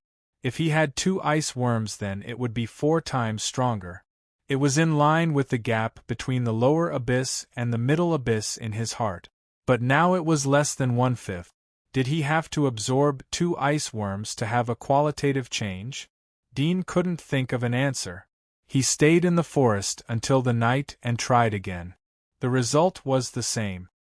He could only give up and was going to meet with Felicia and ask her about it. 3 days later, Dean arrived at the appointed place outside King City. However, he did not see any of Felicia's people. He frowned slightly. Did they go back on their words? Not long after, Felicia's figure appeared. She had changed into a clean lady's dress. It was a light green skirt. She looked a bit fresh. She smiled at Dean. "Sorry, I'm late." "It's okay. Women have the right to be late." "You are such a gentleman." "Don't misunderstand. I was just saying." "Well, you're a warrior." Dean held Aisha's hand and walked in front. He asked Felicia about the past few days in the King's City. "I had a good time these days. I didn't expect that there would be so many interesting things in these remote walls. Speaking of which, I brought you a gift." Felicia handed the gift box to Dean. Dean took it and opened it. It was a furry bear with a pink bow. His mouth twitched. He returned the gift box. "I don't need it." "It's not for you," Felicia said with interest. Dean was speechless. He suddenly found that Felicia wasn't dressed like a lady. Felicia covered her mouth and laughed. "You can give it to your girlfriend if you don't want it. Maybe she will like it." Dean raised his eyebrows. "I'll choose the gift she likes. You should keep this for yourself. After all, the journey in the wilderness is lonely. It's good to have this as a companion." Felicia shrugged. She took the gift as she saw that Dean didn't want it. It didn't take long for Dean to ask her about the absorption of the ice worm. He told her about the absorption method and the effects of the ice worm. Felicia had long noticed that Dean had an ice worm in his backpack, so she wasn't surprised. But she was surprised when she heard about the effect of the ice worm. It shouldn't be. Generally speaking, the power should be doubled. You are just a low abyss, not a middle abyss. Wait, are you? Suddenly, she looked at Dean in astonishment. Dean froze for a moment when he heard her words, but he reacted in an instant. His mind was sharp, and he was suddenly shocked. He remembered that the requirement to advance from the middle abyss to the upper abyss was 5 ice worms. Could it be that he had unknowingly become a middle abyss? But he had only used 1 extreme ice worm. He frowned as he thought of the origami's flesh. Felicia glanced at Dudian and said, "It's normal for a middle-level abyss like you to have such an effect. I said that with your strength. How could you be a low-level abyss? You lied to me before, but now you've exposed yourself." Dean was speechless, but he didn't explain anything. Instead, he was glad that he didn't tell her too much about himself. If she knew that he had such power with only 1 ice worm, then it was hard to guarantee that she wouldn't think too much. Dean didn't talk to her about this. He continued to talk about the trip to King's City. After reaching the giant wall, Dean used the sun to determine the direction and continued to move forward. Felicia followed Dean for 7 or 8 miles. She looked at Dean suspiciously. "Do you have something to do in the vicinity?" Dudian was surprised. "Nothing." Felicia was stunned as well. She widened her eyes and said in shock, You don't know where the God Kingdom is?" Dean looked at her expression and responded, "Did I go the wrong way?" Chapter 9:27. This was very awkward. Dean coughed twice. He was used to traveling alone. He didn't think that he had a navigator by his side. Can you tell me the location and distance of the Kingdom of God?" Dean looked at the woods in front of him and asked in a serious tone. Looking at his side profile, Felicia covered her mouth and chuckled. After laughing for a while, she said, "You're lucky to have met me. Otherwise, you would be in big trouble if you followed this path all the way to the end." "What do you mean?" Dean turned to look at her. It seemed that he had forgotten the previous embarrassment. Felicia chuckled.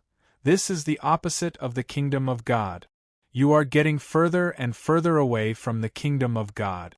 Where do you think you will go if you continue to move forward? Isn't this bad luck? Dean's eyes moved. You mean, is this the place you mentioned outside the border? Of course. Dean pondered for a moment. He had considered such a result when he came out from Sylvia, but in his opinion, even if he couldn't find the kingdom of God, he would find other giant walls sooner or later. Even if he didn't touch other giant walls, he would be able to see a new world. Perhaps he would be able to see the place outside the kingdom of God. This was the reason why he didn't choose to go in circles. After all, the earth was round. Isolated place outside the border. Dean thought of the troll clan that Felicia mentioned. His heart was full of expectation and excitement. You said that this place is remote. How far is it from the kingdom of God? How far is it from the border? Felicia looked at him in surprise. Do you want to go outside the border? I advise you to give up on this idea. This is the east side of the God Nation. I heard you say that the south side of the God Nation has the giant devil race, the east side has the fire dragon race, and the north side has the snow ape race. Although I have never seen the fire dragon race in the east side, I heard that they are even more terrifying than the giant devil race in the south. With our strength, although it is not bad here, if we meet the fire dragon race, we will definitely die. Dudian shook his head. Tell me the location of the kingdom of God. I may not go there. Seeing that Roland still had not given up on the idea, Felicia frowned. She picked up a dry twig and walked to a place where the soil was relatively soft. Using the twig as a pen, she drew a huge circle on the ground and poked a small hole in the west of the center of the circle. This is the Holy Kingdom and where we are. The tip of the branch drew to the east, where it was close to the giant circle, and poked a small hole. This is probably where we are. It's quite far from the God's kingdom, and it belongs to the border area, close to the isolated land. Dean stared at the circle. What is the distance in the middle? I don't know either, but it will take me a month to get here from the Divine Kingdom, and this is a smooth journey with the strength of the Abyss Squad. If I were alone, it would probably take me more than 3 months to get here. Felicia looked at him. Although we are close to the isolated land, but the closer we are to the border, the more remote it will be. The number of monsters in these remote areas are denser, and many of them are high-level monsters. So it will take at least half a month to get to the border from here. Dean nodded. He had a general understanding of the location of Sylvia on the map. He didn't expect that the weak Sylvia would be closer to the God's kingdom. If he had chosen the right direction, then perhaps he would have reached the God's kingdom by now. Do you know the coordinates of the other walls? Dean asked again. Felicia shook her head. The map we got doesn't contain the coordinates of the God's wall. We only have the marks of the Devil's Pit.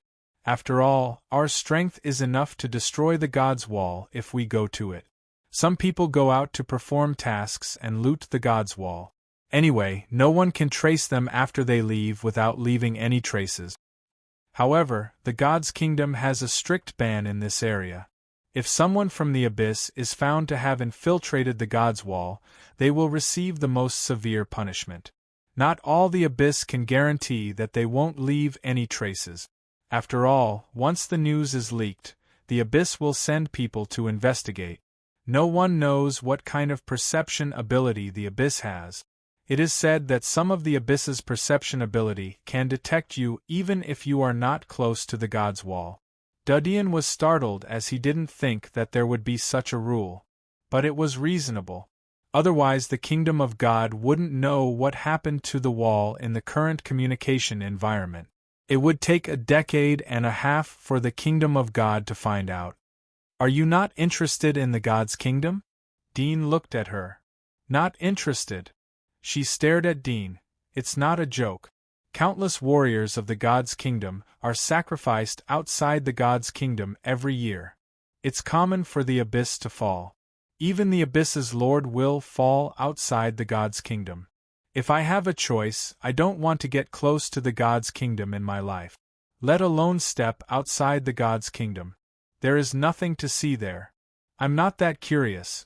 You should know that curiosity often kills people. Dean didn't expect her to be such a conservative person. But it wasn't that she didn't have adventurous spirit.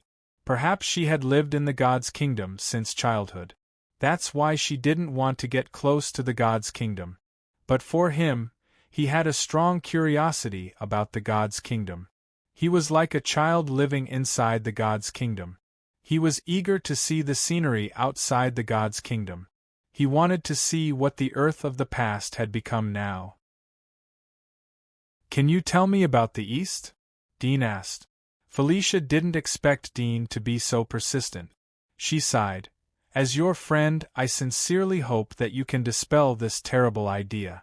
But it seems that I can't persuade you with just a few words. I'll tell you what I know so that you can think about it. Thank you. Dudian nodded, his tone was somewhat sincere. Felicia shook her head and pointed at the huge circle on the ground with a twig. Other than the fire dragons, there are also many powerful monsters in the east of the border. Therefore, the soldiers stationed at the border have to defend against the invasion of the fire dragons and the monsters at the border. Therefore, the security here is very tight.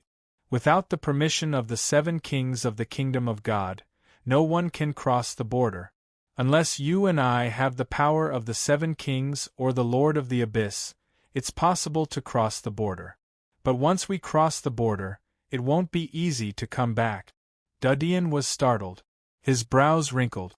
The obsession in his heart suddenly dissipated. Although he was eager to see the world outside the god's kingdom, but what Felicia said was right. It wasn't just an adventure. Going out was a big problem. As for coming back, it was even more dangerous. Moreover, he couldn't guarantee that if he was lucky enough to come back and meet Felicia again in the god's kingdom, she wouldn't sell him out. Felicia saw that Dean's face was gloomy, so she continued, There are many monsters on both sides of the border. Even if you don't get killed by the monsters, you'll be arrested by the border guards. You'll be sentenced to death on the spot. Even I will be considered a felony if I get close to the border without the order of the 7 kings. I'll be stripped of my position and demoted to a pariah. Dean was silent. The border issue was not a trivial matter. Especially the 7 kings couldn't deal with the monsters outside the god's kingdom. Okay. Dean exhaled a breath. Felicia was relieved. It's good that you can figure it out. We'll go and have a look. We'll come back when we get close. Dean didn't wait for her to finish her words. He looked at her stunned face and coughed. Anyway, we are already here. We are so close to the border. There are some things that are always good to know. There is an old saying that there is no harm in seeing more things. Some things are better not to see. Felicia's face was dark. But we've seen it. Instead of seeing the tip of the iceberg, it's better to see the whole picture. At least we'll have a clear idea, Dean said. Felicia raised her eyebrows. Clear idea? What do you want to do? Dudian knew that he was speechless but didn't panic.